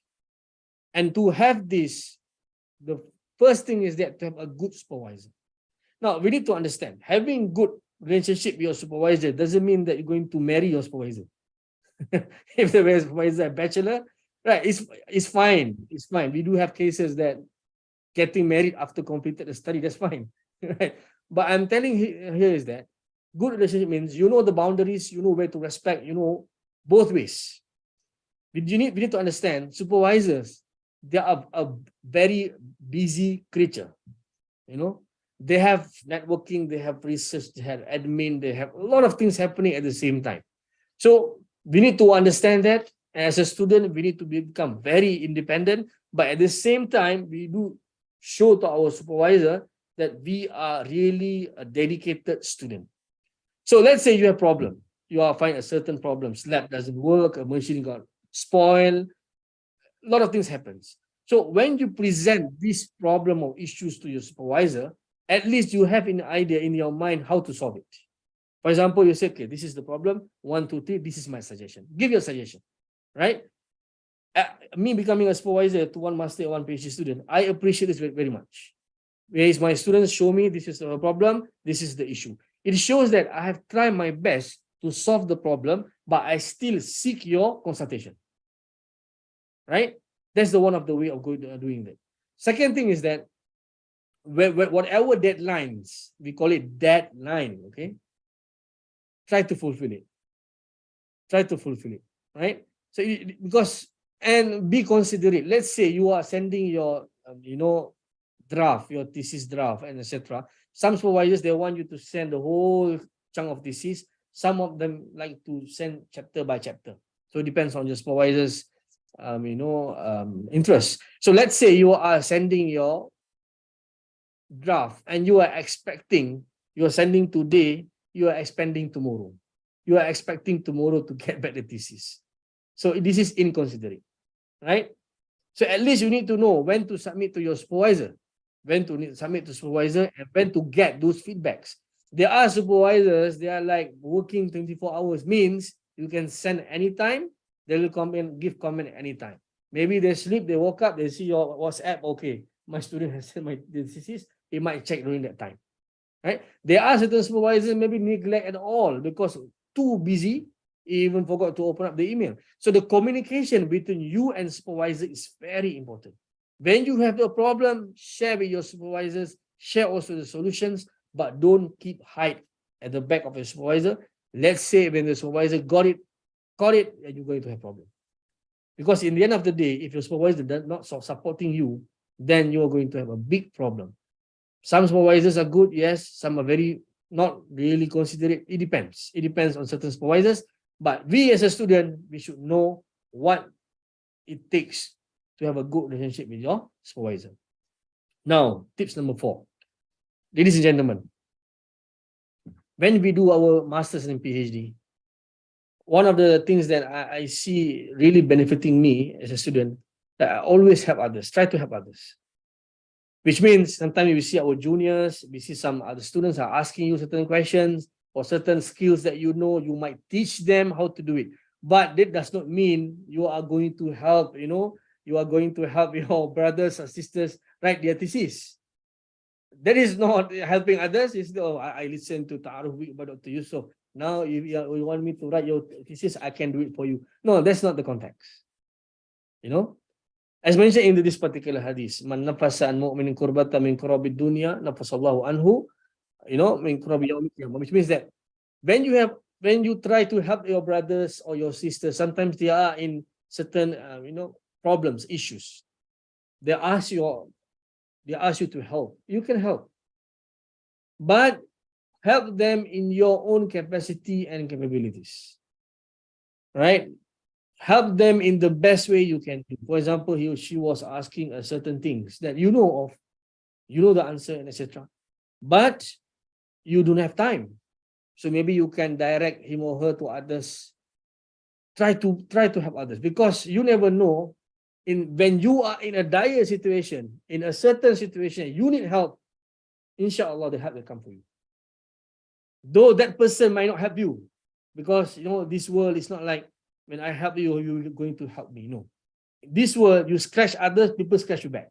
But when you help others, not necessarily people will help you. But when you do it for the sake of Allah, helps can come in a way that you never know. Right? For example, when we know that during PKP or during the RMO, the System Movement Order, we never know that we are good in online. We are going to learn, online teaching, online learning, doing all this ad puzzle and etc. When we are face to face, we do not know this, right? Or for those who are doing online business, right? Those people who are having difficulties to gain money under normal circumstances, in RMO, you need to change by going for online. And in online, it seems that you're becoming better. So sometimes in certain problems, certain issues, you develop better because other people help you. or because you help others. So when we have this, a good environment, we try to help others. Inshallah, Allah will help us. Sometimes the simplest help is that just to give a smile to your own friends when they are really demotivated. As mentioned in hadith, la tahkiranna minal ma'rufi shay'a wa an talqa ahaka biwajhin taliq. Like, do not trivialize good things, even when you are smiling to your other friends, your other brothers or sisters, in the right context. If you keep smiling all the time, then they were thinking that you are having some problem with your mind. Right? So of course, when you have a good mood, going to the lab in the morning or doing some studies or interview, etc., or writing thesis, or taking examination for your coursework, at least it's inspire yourself to become better to the whole day.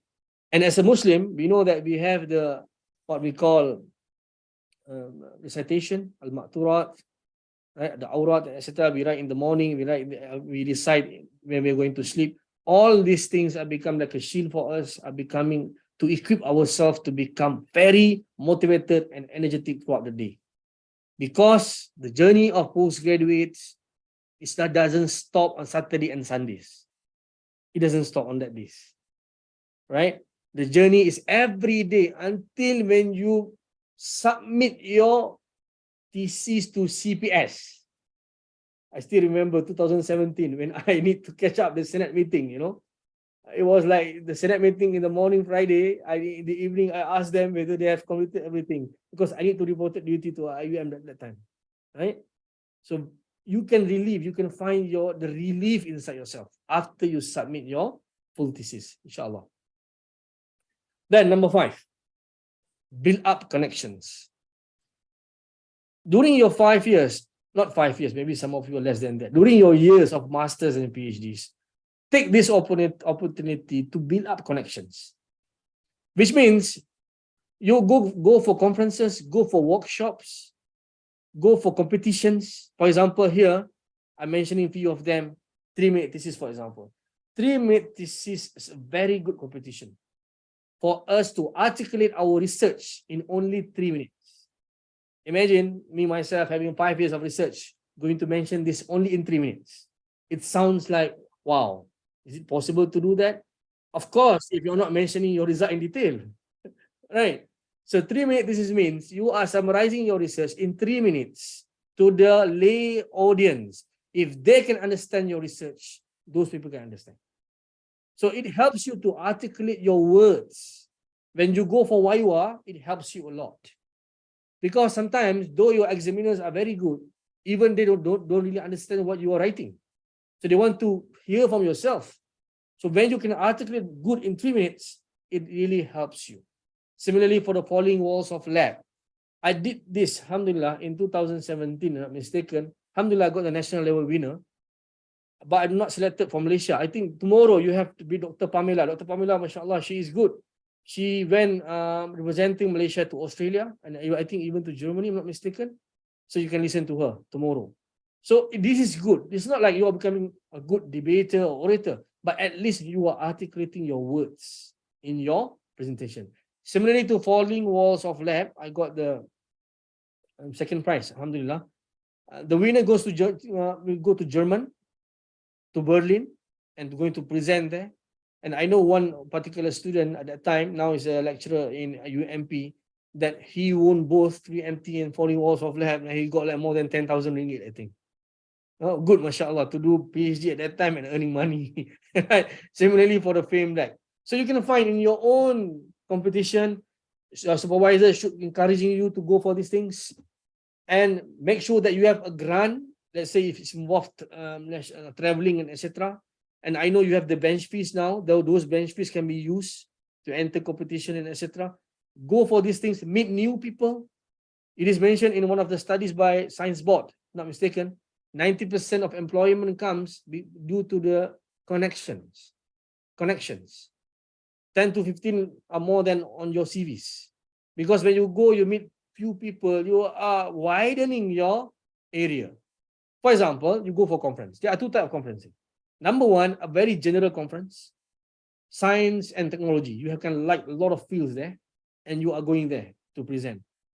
The advantage is that you are looking at different perspective from other view of science, and you try to incorporate in your own study, which is very good. You can open up your own dimension. And another type of conference, which is very specific to your own topic, this good for you to see some scholars who can comment it early to your own studies and can give good input. So depending on which type of conference, both have pros that you can use. Or go for exhibitions, go for, like we have in UAE, we have the IRI, we have Bio Malaysia, and etc. Go for that. Similarly, for those in arts, you are going for studies, you are going to do interviews, you are involving certain government sectors, you are involving certain, government link, GLCs, and etc. Meet new people, get some experience, get some feedbacks. That is the way you need to expand. Because we cannot live in silo. So it comes back to your own early part just now. What is the purpose of you doing masters and PhD? If you are looking for employment, you are looking for money, etc. So networking is very, very important. Now, tips number 6, ladies and gentlemen. As I mentioned, in a journey, you are going to adapt more experience. So take these years in IIUM to expand our knowledge. The thing that I like in Gombak campus in 2017, not 2017, earlier than that, 2007, is that the amount of knowledge and information in that university. You have a lot of discourse in different fields. Those who are taking laws, you can have even in economics. Those who are taking economics, you can have session in IRK or in Islamic studies, right? A lot of different dimensions in Gombak campus, even in Kuantan campus. We might think that, oh, this is not my topic, this is not my research. No, this is the wrong thing in PhD and masters. Always expand our mind, but this is depending on the time. Let's say we are in the midst of writing thesis for submission, definitely we don't have time. But at the early phase, like now you are registering, enjoy the knowledge that we have. Expand our knowledge, go and learn. And this is my advice even to the internationals. You are coming to Malaysia, international to IIUM, learn the language. I do know some internationals speak like Kelantanese dialect, which is like, mashallah, that's too high. At least you can speak Malay, right? And those locals, when we are accepting our friends from internationals, treat them as a guest. You are spending 5 years more than that in this country and not learning the language. It's a waste. Get the language, get the culture. That is the Islam mentioned, to know each other, right? So diversify our knowledge to know all of these soft skills and hard skills. Learn the skills of communication. Learn about IT because you need to do a lot of softwares. Now we have like Atlas TI, we have this in vivo, etc. A lot of softwares that you're going to use in your own study, or those softwares that can lead you to a better source of knowledge. So take this opportunity. Becoming a scholar is not easy. Of course, I'm not asking all of us to become professors, that's fine. The issue is that you are entering the garden of knowledge and virtues. So take this opportunity, right? Especially those who are doing full-time, who are living in campus and etc. Go for all of the discourse. Though you are coming from different field, you are coming from laws, economics, all of the other things, go and learn and utilize our library. Utilize our own library in Gombak and utilize all of these things. So by having these things, by few years of embarking this, inshallah, you are going to see there's a room of improvement, either in the way you think, either in the way you respond, and either in the experience. So they will add up more vocabularies in your language, and it really helps you when you write your thesis. Writing a thesis itself is an art. How do you improve your language? It's not a simple newspaper language, right? Some students ask me how we improve our own writings.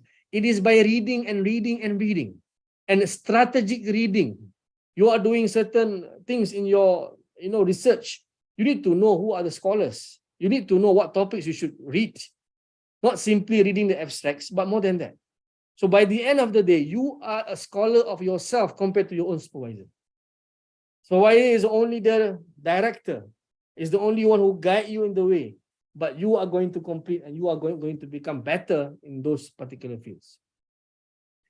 And the other things, my ladies and gentlemen, is about, okay, you can see there's those pictures on the side, the thesis and pandemic are fighting each other.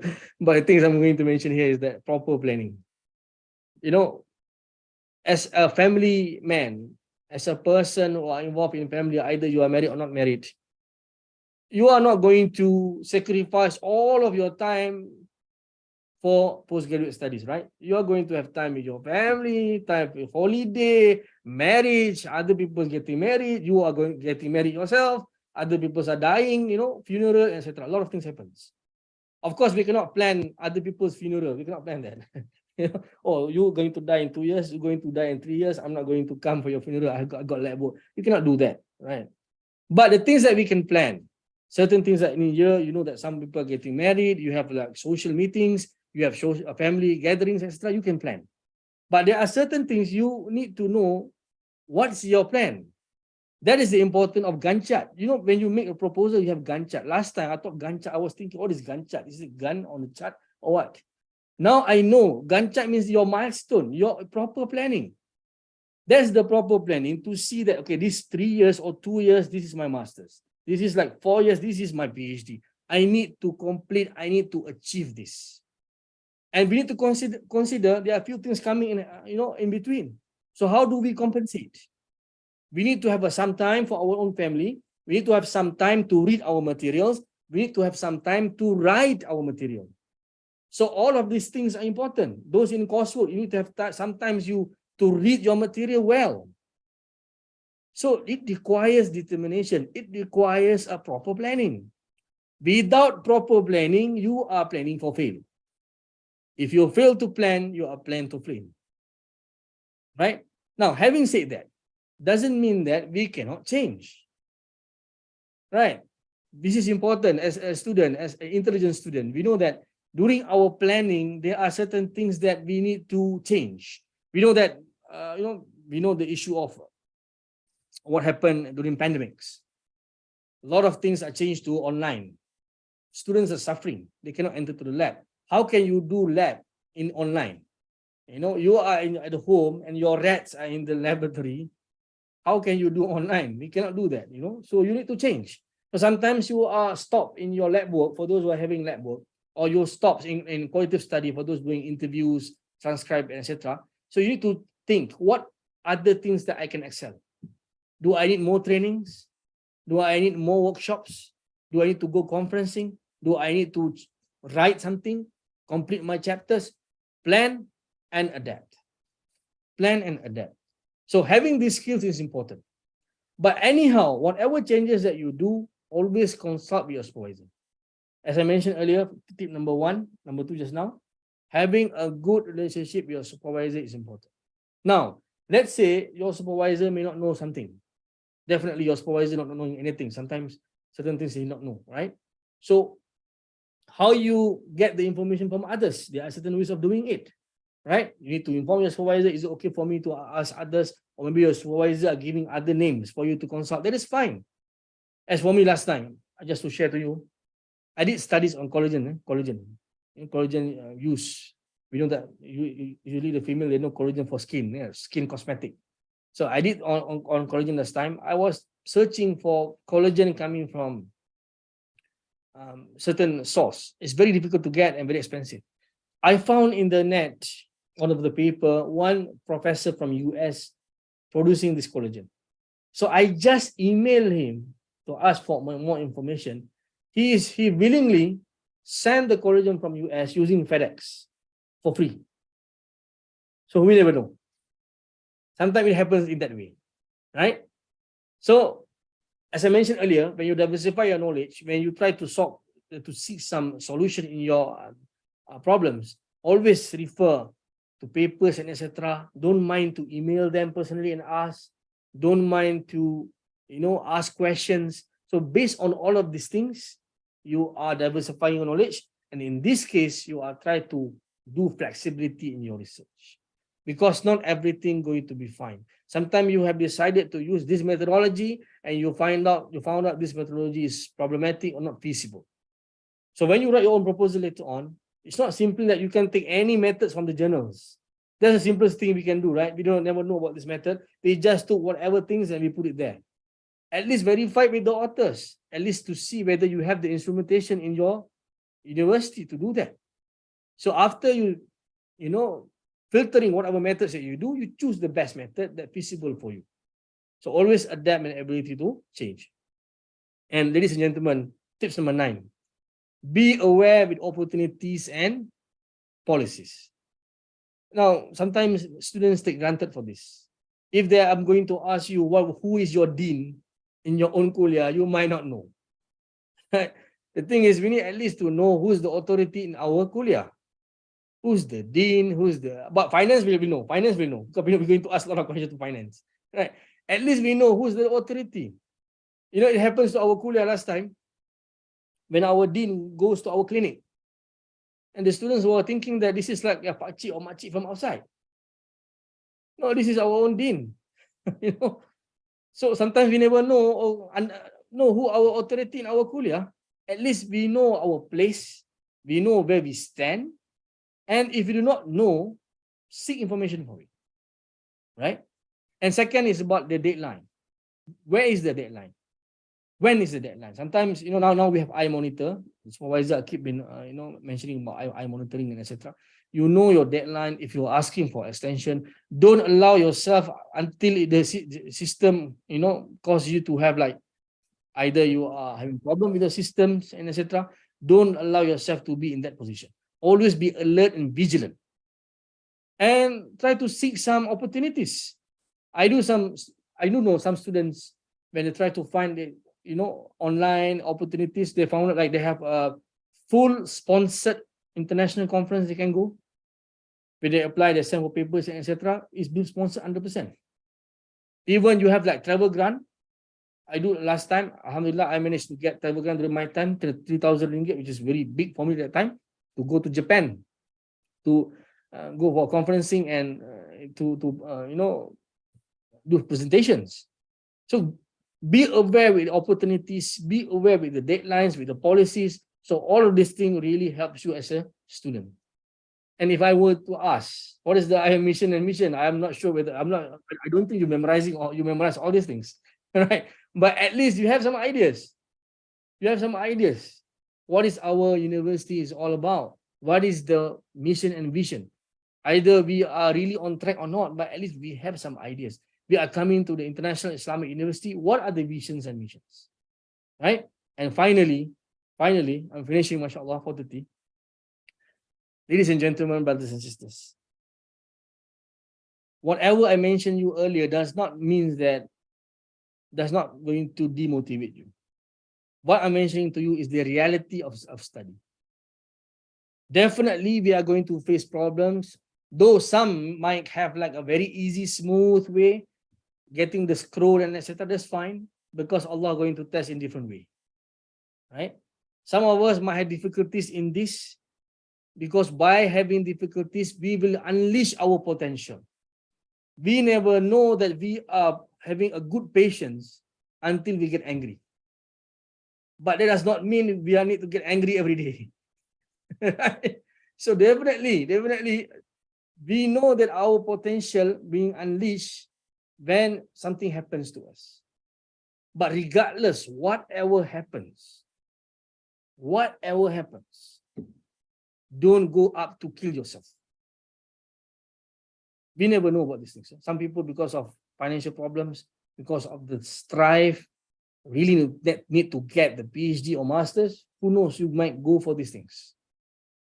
Allah subhanahu wa ta'ala said in Quran, in Surah Zumar, chapter number 39, verse number 53, Qul ya ibadiyalladhina asrafu ala anfusihim la taqnatu min rahmatillah inna Allah yaghfiru dhunuba jami'a innahu wal ghafurur rahim.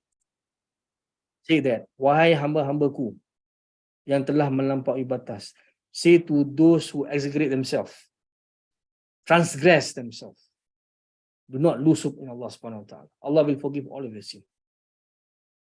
So whatever happens, because if we ponder and think about ourselves, who are we in the sight of people? We always think that people talk about us, right? Sometimes we always become like very concerned what people talk about me.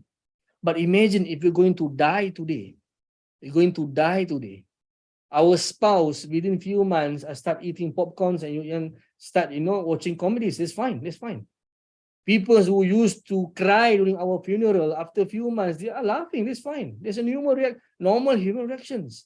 And after a few years, people will forget us. There's a normal human reaction. We come with nothing and we're going to leave this world with nothing. So what we can do is that strive the best for our things that we do in this world, and we put the tawakkal to Allah subhanahu wa ta'ala and never lose hope. Have courage, be strong. That's the best and we can do for this particular journey. So let's say after doing all those things, still we cannot complete this master's or PhD. That is fine.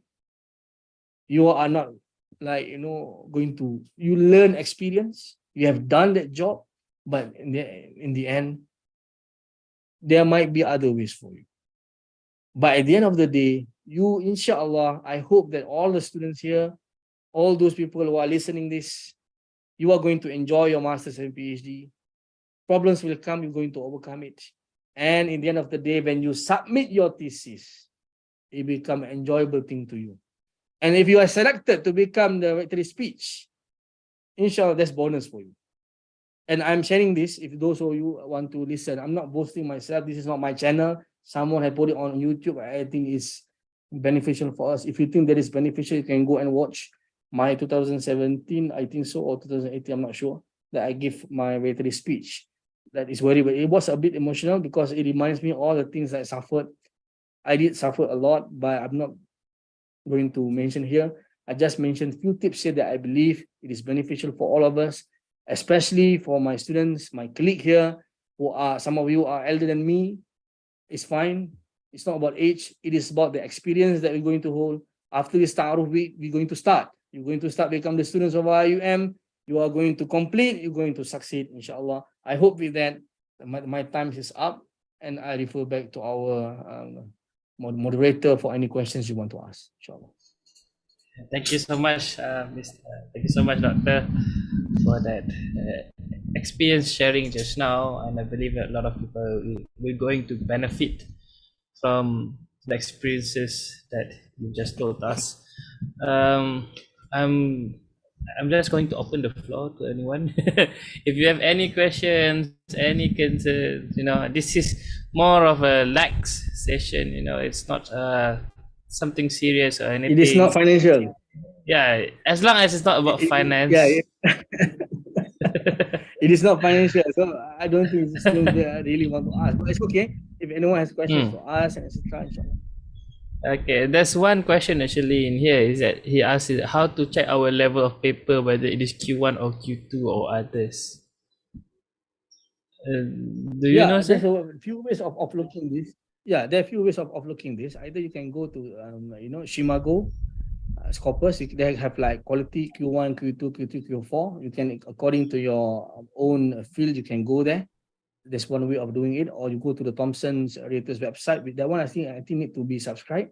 So based on that, you can see whether this is indexed or not. So as a student, we really need to know that our papers at least should be indexed. Alhamdulillah, in my PhD, I published 5 papers, 4 papers, and 1 paper after that, after YWA. So some of them most of them are indexed, some of them non-indexed. So it's good to go for index journal, especially in the early part when you're doing literature review. It's a bit tough unless you're doing a systematic review or you go to up to meta-analysis, which is very good, mashallah. So usually people not going to go for meta-analysis, just a systematic or scoping review.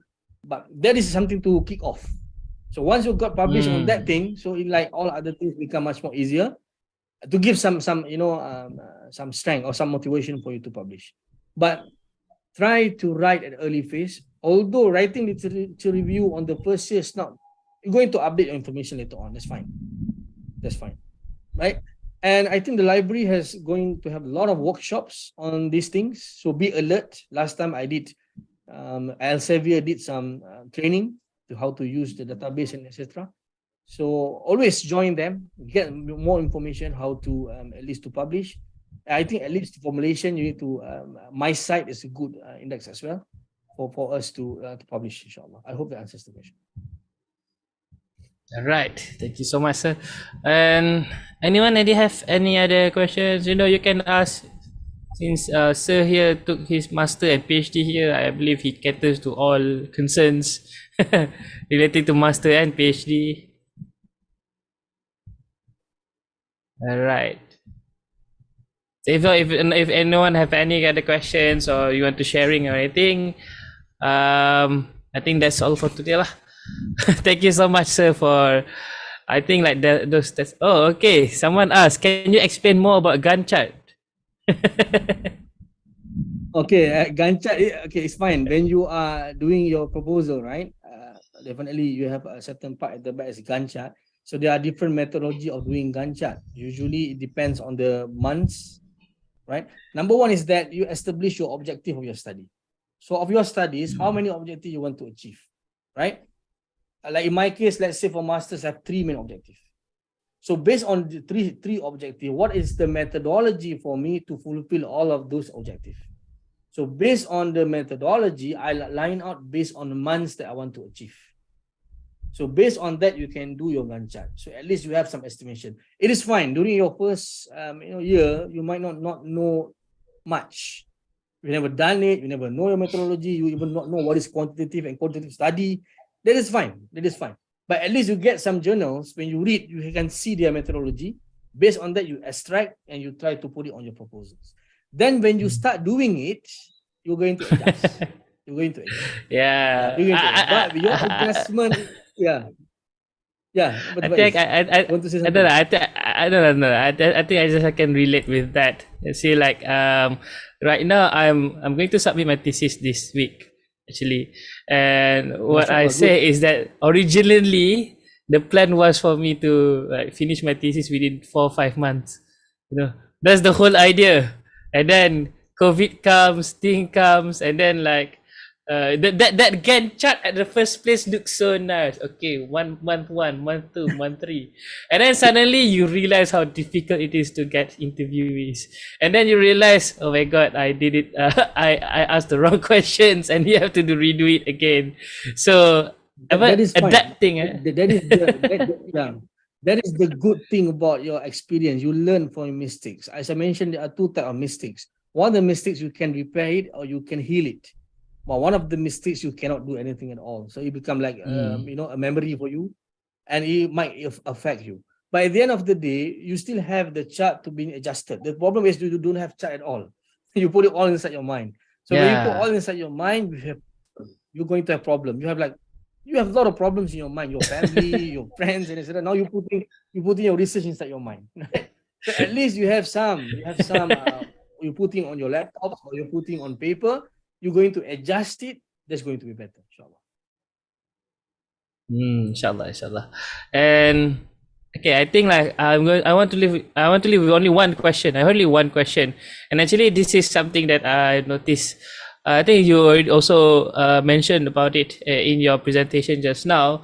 Usually,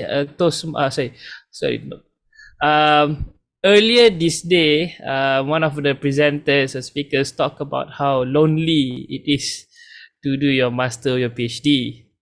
And so I believe that these days, one of the challenges is that when, for example, you do your research here and then you see the other person has his research so smooth, no issue. And then you here stuck with writing. I've seen people who has like writing block, 2-3 months cannot write, and then he or she, he came to me and then he complained, saying like, oh, other people in my batch, that registered a PhD together with me is already progressing, and here I am stuck with this chapter.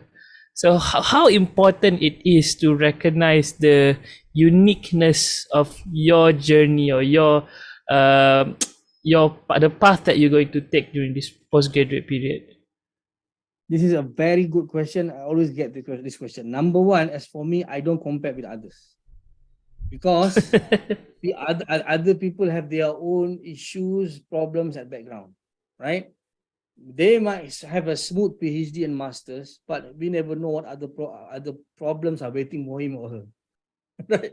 As for us, we might have a difficulties in this writing block or what things that you're going to mention, but Allah make it easy for other things. So I'm not going to compare myself to them, but I'm going to compare only with those below me. Only those who are below me, which I believe that okay, at least I become more relaxed, more relaxed, which means that okay, at least I'm better. Not to see in front of him that I'm better than you, no, but at least to believe that there are some people who are having a difficult life compared to me. So by having that, at least to suit myself. But to see others only in a context that you want to uplift yourself, to motivate yourself. But if you're comparing to others above you and it causes you to have depression, then better not to compare. Better not to compare. That's number one. Number two is that pertaining to the writing blocks, it happens to all. That's why number one, you need to identify what is the best way to write. What is the best time to write for yourself? Some of us might have early morning. Some of us at late night before sleep. Some of us at evening. You need to know where is the mental block always happen. Number one. Number two, take a break. Let's say you are like really exhausted, take a break either to go for holiday, but don't go for holiday for 1 month, 2 months. Go for 1 week or 2 days is good enough. Having a good food, mashallah, having a good rest. That is why we need to empower our PGSS. We need to empower PGSS. That's the means of PGSS. Yeah, PGSS to have this. And number three is that the personal preference of a person. Some person, they like to socialize, but when work, they like really to live in solitary. So we respect that. Right? Some person, they like to be together. Let's say you come to Starbucks or to other places, coffee shop, we do thesis together. But at the end, they're not doing thesis together. They're gossiping, membawang each other. Right?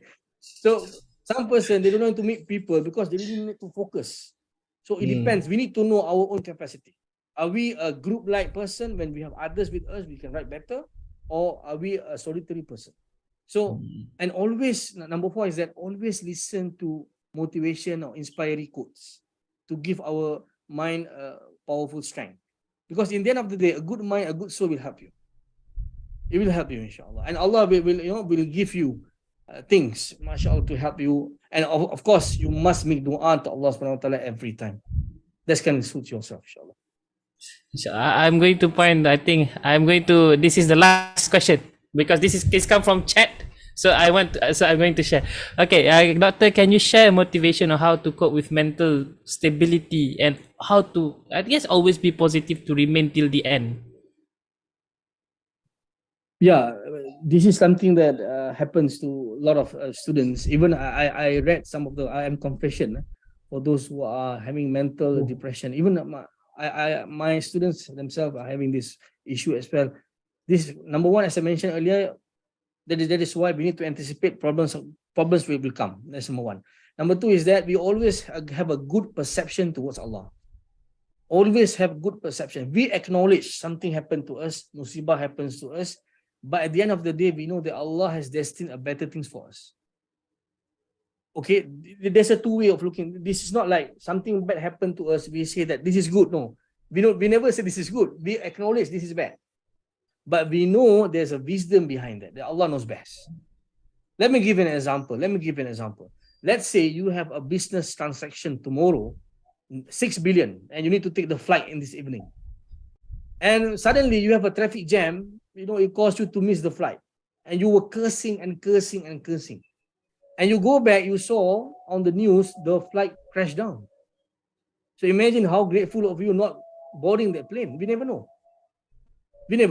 So in the end of the day, train our mind to know that in life, definitely there's going to have bad things. There's going to have problems. Suit ourselves, get a good people around us, and always make dua to Allah subhanahu wa ta'ala. And at the end of the day, as I mentioned earlier, none of us going to help us. Means that at a certain of point, people will have like either give you advice, they'll give you something, they'll leave you. But Allah will never leave you. Because we live in this world because of Allah, we're going to live, get of this life, this world, towards Allah subhanahu wa ta'ala, return to Allah. Anything is through Allah subhanahu wa ta'ala. So the best mental cure is to return back to Allah subhanahu wa ta'ala and hope that our sin will be forgiven and we are going to become a better person. Inshallah. Thank you so that's much, all sir. from me. Inshallah. Thank you so much for the sharing today, and mashallah, I think like everyone, I hope the audience here benefit a lot. Maybe you can implement all of the tips that has been shared today. There's 10 tips here. I believe like some of our audience even went to share in the chat, the first 4 tips. Inshallah, I hope that everyone would be able to overcome any challenges or hurdles that you face during these postgraduate times. Thank you so much, Doctor. Thank you so much for sharing with us. And Thank you all. Assalamualaikum. okay, Waalaikumsalam, sir. Okay, everyone. So that concludes our session for today. Inshallah, we will continue with day 3 of our postgraduate Ta'aruf week starting from tomorrow. So please be online by 9:20 a.m. tomorrow. We're going to start with like what Dr. Yusof shared just now. We're going to have an exciting session tomorrow with our very own 3MT representative, Dr. Pamilia. In fact, you actually have already saw her in one of the videos presented shown yesterday. So please do come tomorrow 9:20 with pen and paper and just prepare yourself for all of the tips, all of the experiences and knowledge that's going to be shared tomorrow. Thank you so much, everyone, and have a good afternoon, good evening. Have a nice rest. Thank you. Assalamualaikum warahmatullahi wabarakatuh.